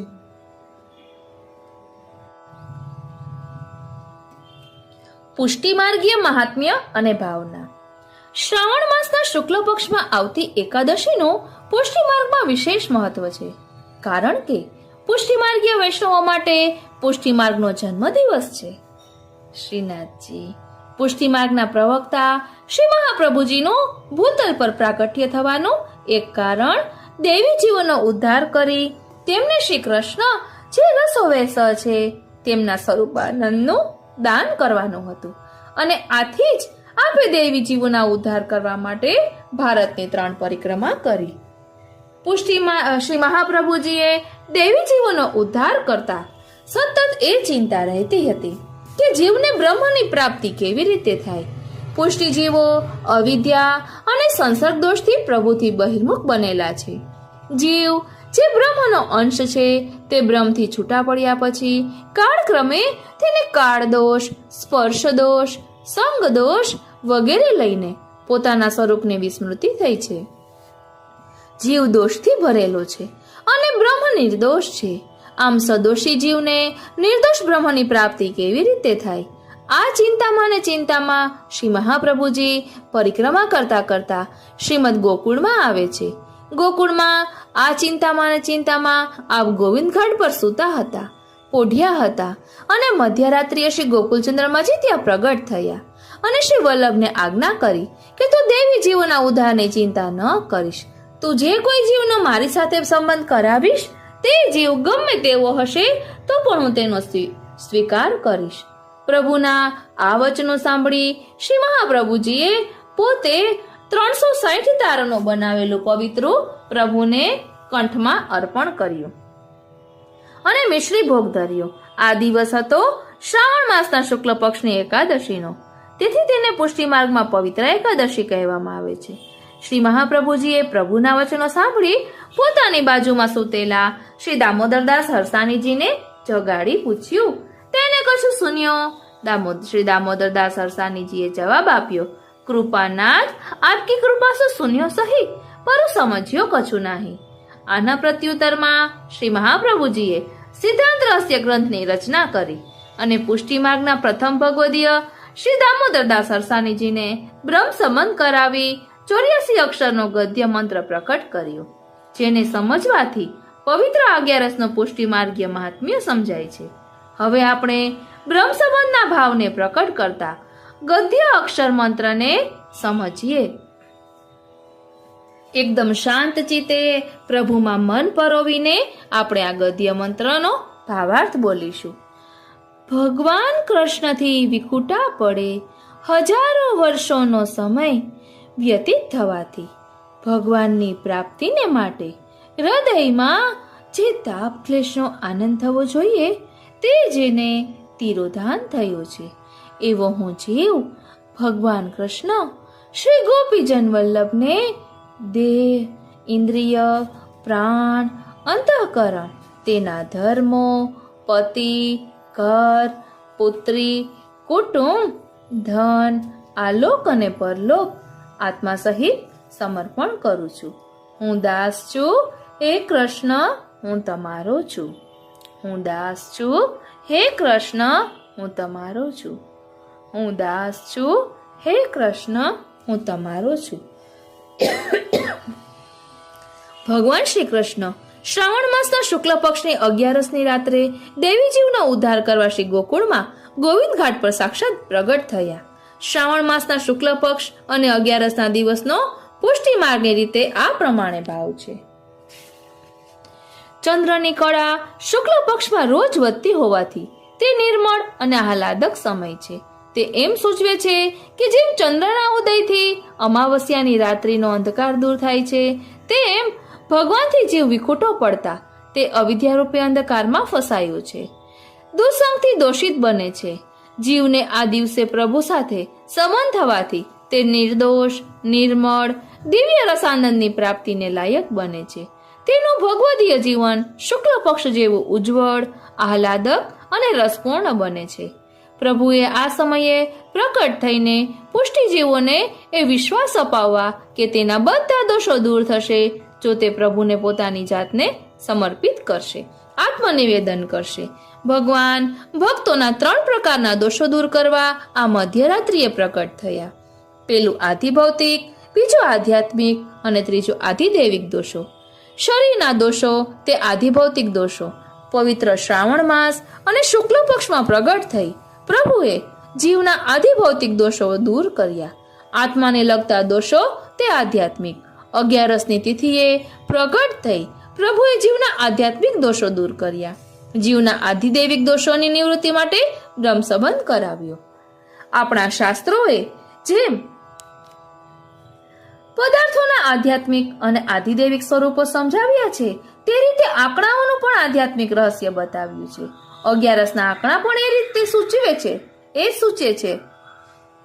છે કે આપણી 5 ઇન્દ્રિયો, 5 જ્ઞાનેન્દ્રિયો અને 11મું મન, આપણું મન, આ 11 ઇન્દ્રિયો સહિત આપણે પ્રભુને આત્મનિવેદન અને સમર્પણ દેહથી જો કરીએ તો આપણને આ જન્મમાં જ ભગવત પ્રાપ્તિ થાય.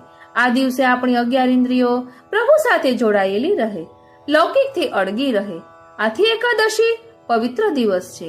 પુષ્ટિજીવોની 11 ઇન્દ્રિયોને લૌકિકમાંથી અલૌકિક તરફ ખેંચવા પ્રભુએ પ્રાગટ્ય માટે આ દિવસ પસંદ કર્યો.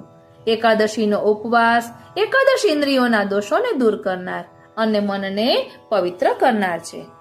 પવિત્ર 11ને દિવસે પ્રભુનું પ્રાગટ્ય થવાનું કારણ એ પણ છે કે જીવ જે પ્રભુનો અંશ છે તેને પોતાના સ્વરૂપની વિસ્મૃતિ થઈ છે.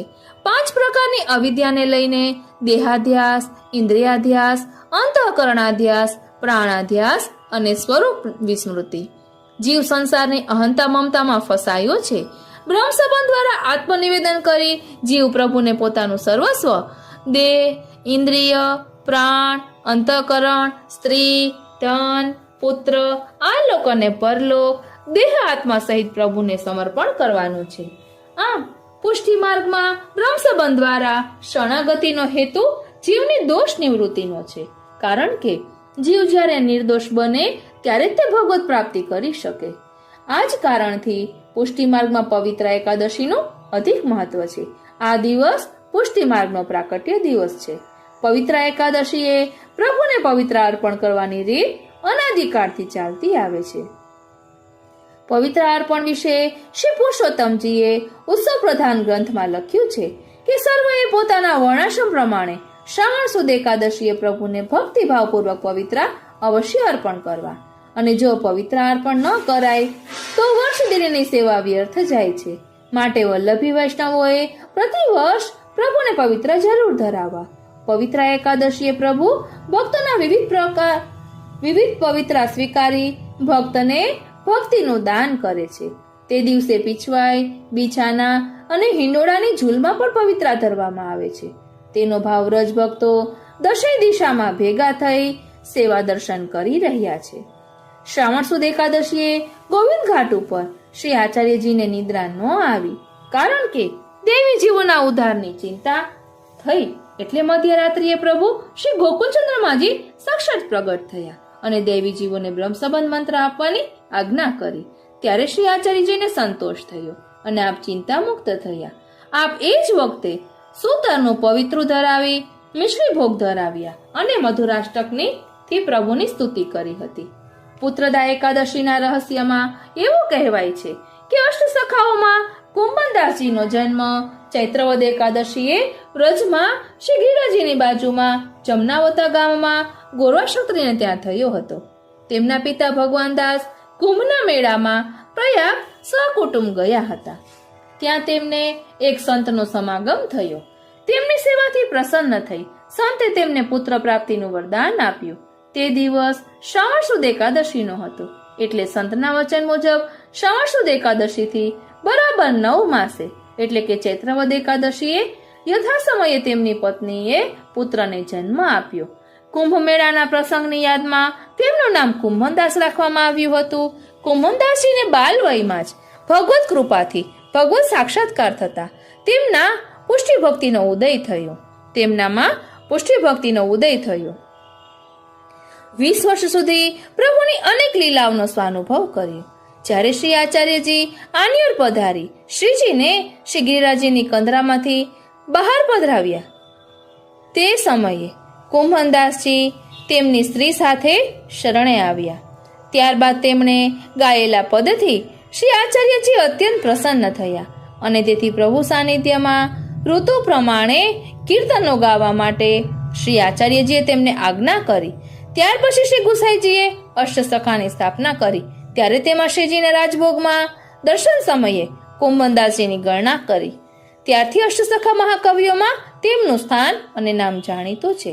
મિશ્રી ધર્મમાં શ્રી યમુનાજીનો ભાવ છે, કારણ કે મિશ્રી મધુર હોવાથી લેનારના હૃદયમાં મધુરતા આવે છે અને તેથી જ બારસે ગુરુદેવ અને ત્યાર પછી વૈષ્ણવોને મિશ્રી લેવડાવાય છે. મર્યાદા માર્ગીય ભાવના. રામાચેન ચંદ્રિકા ગ્રંથમાં જણાવ્યા મુજબ વાસુકી નાગનો નાનો ભાઈ પવિત્ર નામનો નાગ હતો. તેણે દેવોની 100 વર્ષ સુધી તપ કરી શંકરને પ્રસન્ન કર્યા અને કંઠભરણ થવાનું વરદાન માંગ્યું. ત્યારે ભગવાન શંકરે અસ્તુ કહીને વરદાન આપતા કહ્યું કે શ્રાવણ માસમાં નક્ષત્રોમાં નિત્ય નૈમિત્તિક કર્મ કરનાર બ્રાહ્મણો અને ક્ષત્રિયો તારી આરાધના કરશે. તેને સામવેદી, યજુર્વેદી, અથર્વવેદી અને ઋગ્વેદીની શ્રાવણી જનોય બદલવાનો પ્રસંગ કહેવાશે. પવિત્ર એકાદશીનો ધોળ. ઉત્તમ વ્રત એકાદશી સાહેલી રે, આજ મારે ઉપવાસ જમનાજી જઈને ઝીલવા સાહેરી રે. રંગીલી ઘડી રળિયામણી સાહેલી રે, વૈષ્ણવની ભીડા ભીડ જમના જઈએ ઝીલવા સાહેલી રે. સરખી સહિયરો ટોળે મળી સાહેલી રે, હૈયે હરખ નમાય જમનાજી જઈએ ઝીલવા સાહેલી રે.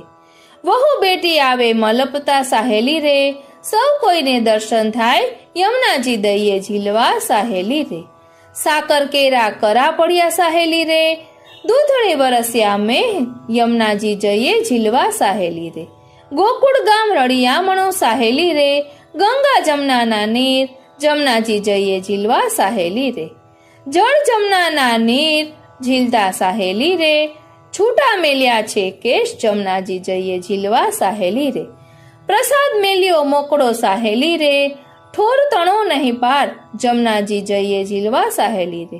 માધવદાસની વિનતી સાહેલી રે, આપો વ્રજમાં વાસ જમનાજી જઈએ ઝીલવા સાહેલી રે. રત્નકણિકા આપણા પવિત્રતમ વિચારોનું મંદિર મૌન છે. એવા મંદિરના પગથિયે ઊભા રહેવાનો પણ અનહદ આનંદ હોય છે. આપણા કોઈ પણ પ્રકારના અભિપ્રાયની જરૂર ન હોય ત્યાં બોલવું એ મૂર્ખામી ગણાય છે. ત્યાં આપણે ભલા અને આપણું મૌન ભલું. તને લાગે વળગે નહીં એવી બાબતોમાં બોલ નહીં તો તારે ન ગમે એવું સાંભળવું પડશે. એક ટીપું લાગણી તરસ્યા કરું માં, મને તારી તરસ ભવો ભવ મળે. નિખાલસ અને વિનયયુક્ત વાણી અસરકારક હોય છે. ચાલાકી દ્વારા કોઈ મહત્વનું કાર્ય સિદ્ધ થતું નથી. આ રીતે આપણા પુષ્ટિમાર્ગીય વૈષ્ણવો માટે ખૂબ જ મહત્વનો દિવસ છે આ પવિત્રા એકાદશીનો. પવિત્રા એકાદશી એટલે પુષ્ટિ માર્ગનો પ્રાકટ્ય દિવસ. આપ સર્વે વૈષ્ણવોને પવિત્રા એકાદશીની ખૂબ ખૂબ મંગલ વધાય. આજનો આ સત્સંગ શ્રીનાથજી, શ્રી યમુનાજી અને શ્રી મહાપ્રભુજીના ચરણારવિંદમાં સમર્પિત કરું છું. જય શ્રી કૃષ્ણ. પવિત્રા અથવા પુત્રદા એકાદશીનું મહાત્મ્ય ભવિષ્યોત્તર પુરાણમાં ભગવાન શ્રી કૃષ્ણ અને મહારાજ યુધિષ્ઠિર વચ્ચેની વાતચીતમાં વર્ણવવામાં આવ્યું છે. એક વખત મહારાજ યુધિષ્ઠિરે શ્રી કૃષ્ણને પૂછ્યું, હે મધુ દૈત્યના મોક્ષદાતા મધુસૂદન, શ્રાવણ માસના શુક્લ પક્ષમાં આવતી એકાદશીનું નામ અને તેનું મહાત્મ્ય મને કૃપા કરીને વિગતે સમજાવો. ભગવાન કૃષ્ણે જવાબ આપ્યો, હે રાજા, આ પવિત્ર એકાદશીનું નામ પુત્રદા એકાદશી છે. હવે ધ્યાનપૂર્વક આ એકાદશીનું મહાત્મ્ય સાંભળ. આ એકાદશીનું મહાત્મ્ય સાંભળવાથી વાજપેયી યજ્ઞ કર્યાનું ફળ મળે છે. ઘણા વર્ષો પહેલા દ્વાપર યુગમાં મહિજીત નામે રાજા મહિષ્મતીપુરીમાં રાજ્ય કરતો હતો. રાજાને પુત્ર ન હોવાથી રાજા અત્યંત દુઃખી હતો.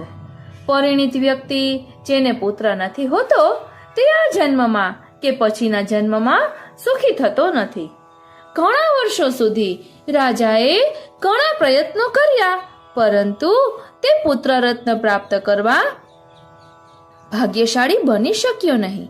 અનેક પ્રકારના પ્રયત્નો કરવા છતાં જ્યારે રાજાને પુત્ર પ્રાપ્તિ ન થઈ ત્યારે પોતાની વૃદ્ધાવસ્થા જોઈને અત્યંત ચિંતિત બની એક દિવસ સભા બોલાવી પોતાના પુત્રની જેમ ગણતા પ્રજાજનોને સંબોધીને કહ્યું, હે પ્રજાજનો, મને યાદ છે ત્યાં સુધી આ જન્મમાં મેં કોઈ પાપ કર્મ કર્યું નથી, બ્રાહ્મણો પર જુલમ ગુજાર્યો નથી, અત્યંત ધર્મ કાર્ય અને પ્રમાણિકતાથી પૃથ્વી પર વિજય મેળવી રાજ્ય કર્યું છે. મારા પ્રજાજનોને મારા પુત્રની જેમ ચાહ્યા છે. અત્યંત દુષ્ટ કર્મ કરવાવાળાને મેં યોગ્ય સજા કરી છે, ભલે ને પછી તે મારા ભાઈ ભાંડુઓ કેમ ન હોય. શિષ્ટ શત્રુઓ સાથે પણ મેં ઉત્તમ વ્યવહાર કર્યો છે, પરંતુ મને ખબર નથી પડતી કે કયા અજ્ઞાત કારણોને લઈને મને પુત્રની પ્રાપ્તિ થતી નથી. આના પર તમે ધ્યાનપૂર્વક વિચાર કરો અને મને સલાહ આપો.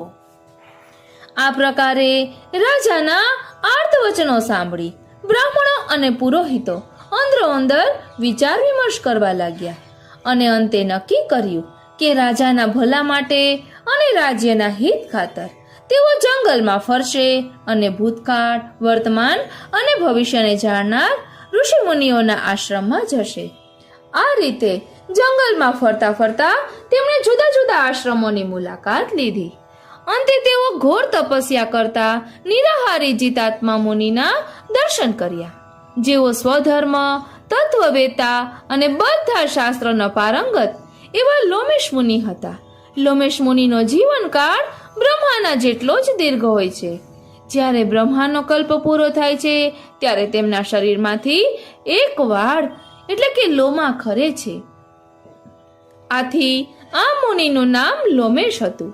તેઓ વર્તમાન, ભૂત અને ભવિષ્યના જ્ઞાતા હતા.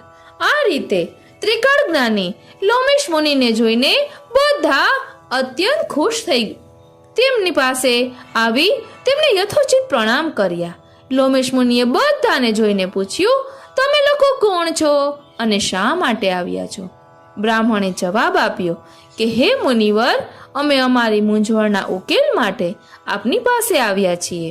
અમારી મૂંઝવણ એ છે કે અમારા રાજા મહિજીત અત્યંત ધર્માત્મા છે, પરંતુ એ નિસંતાન છે.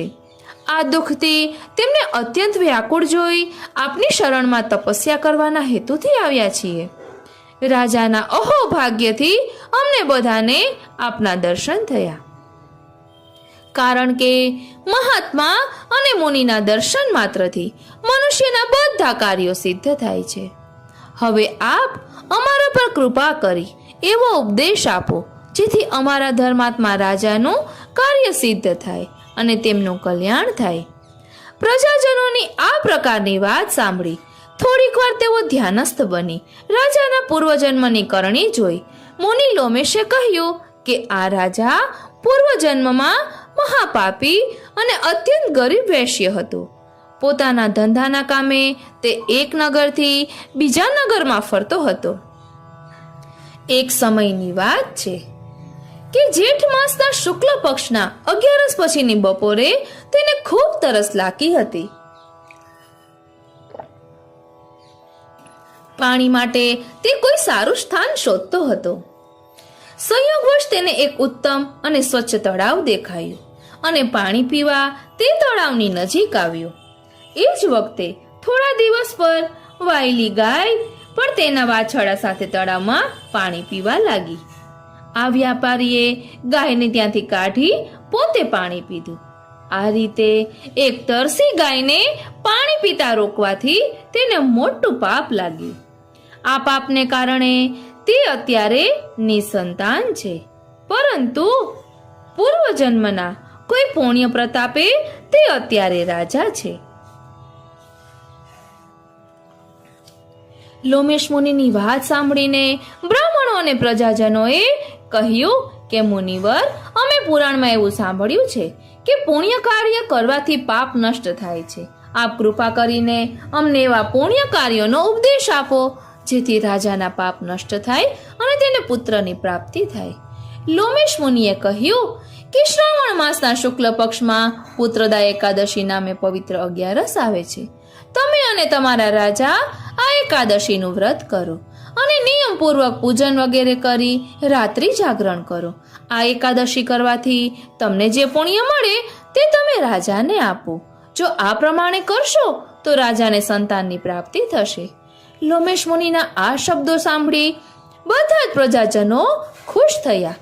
મુનિને પ્રણામ કરી સર્વે પોતપોતાના ઘરે પાછા ફર્યા અને લોમેશ મુનિની વાત પોતાના રાજા મહિજીતને કહી. જ્યારે શ્રાવણ માસના શુક્લ પક્ષની એકાદશી આવી ત્યારે લોમેશ મુનિની આજ્ઞા અનુસાર રાજા સહિત બધા લોકોએ ભક્તિભાવથી વિધિપૂર્વક એકાદશીનું વ્રત કર્યું અને બીજા દિવસે પોતાને મળેલું પુણ્ય રાજાને અર્પણ કર્યું. આ વ્રતના પ્રભાવથી રાણી ગર્ભવતી બની અને યોગ્ય સમયે તેને સુંદર પુત્ર રત્નની પ્રાપ્તિ થઈ. ભગવાન શ્રી કૃષ્ણે કહ્યું, હે યુધિષ્ઠિર, જે કોઈ આ પવિત્ર એકાદશીનું વ્રત કરે છે તેને આ જન્મ અને પછીના જન્મમાં સુખની પ્રાપ્તિ થાય છે. આ એકાદશીનું મહાત્મ્ય સાંભળવાથી આ જન્મમાં સંતાનની પ્રાપ્તિ થાય છે અને ઘોર પાપમાંથી મુક્તિ મળે છે.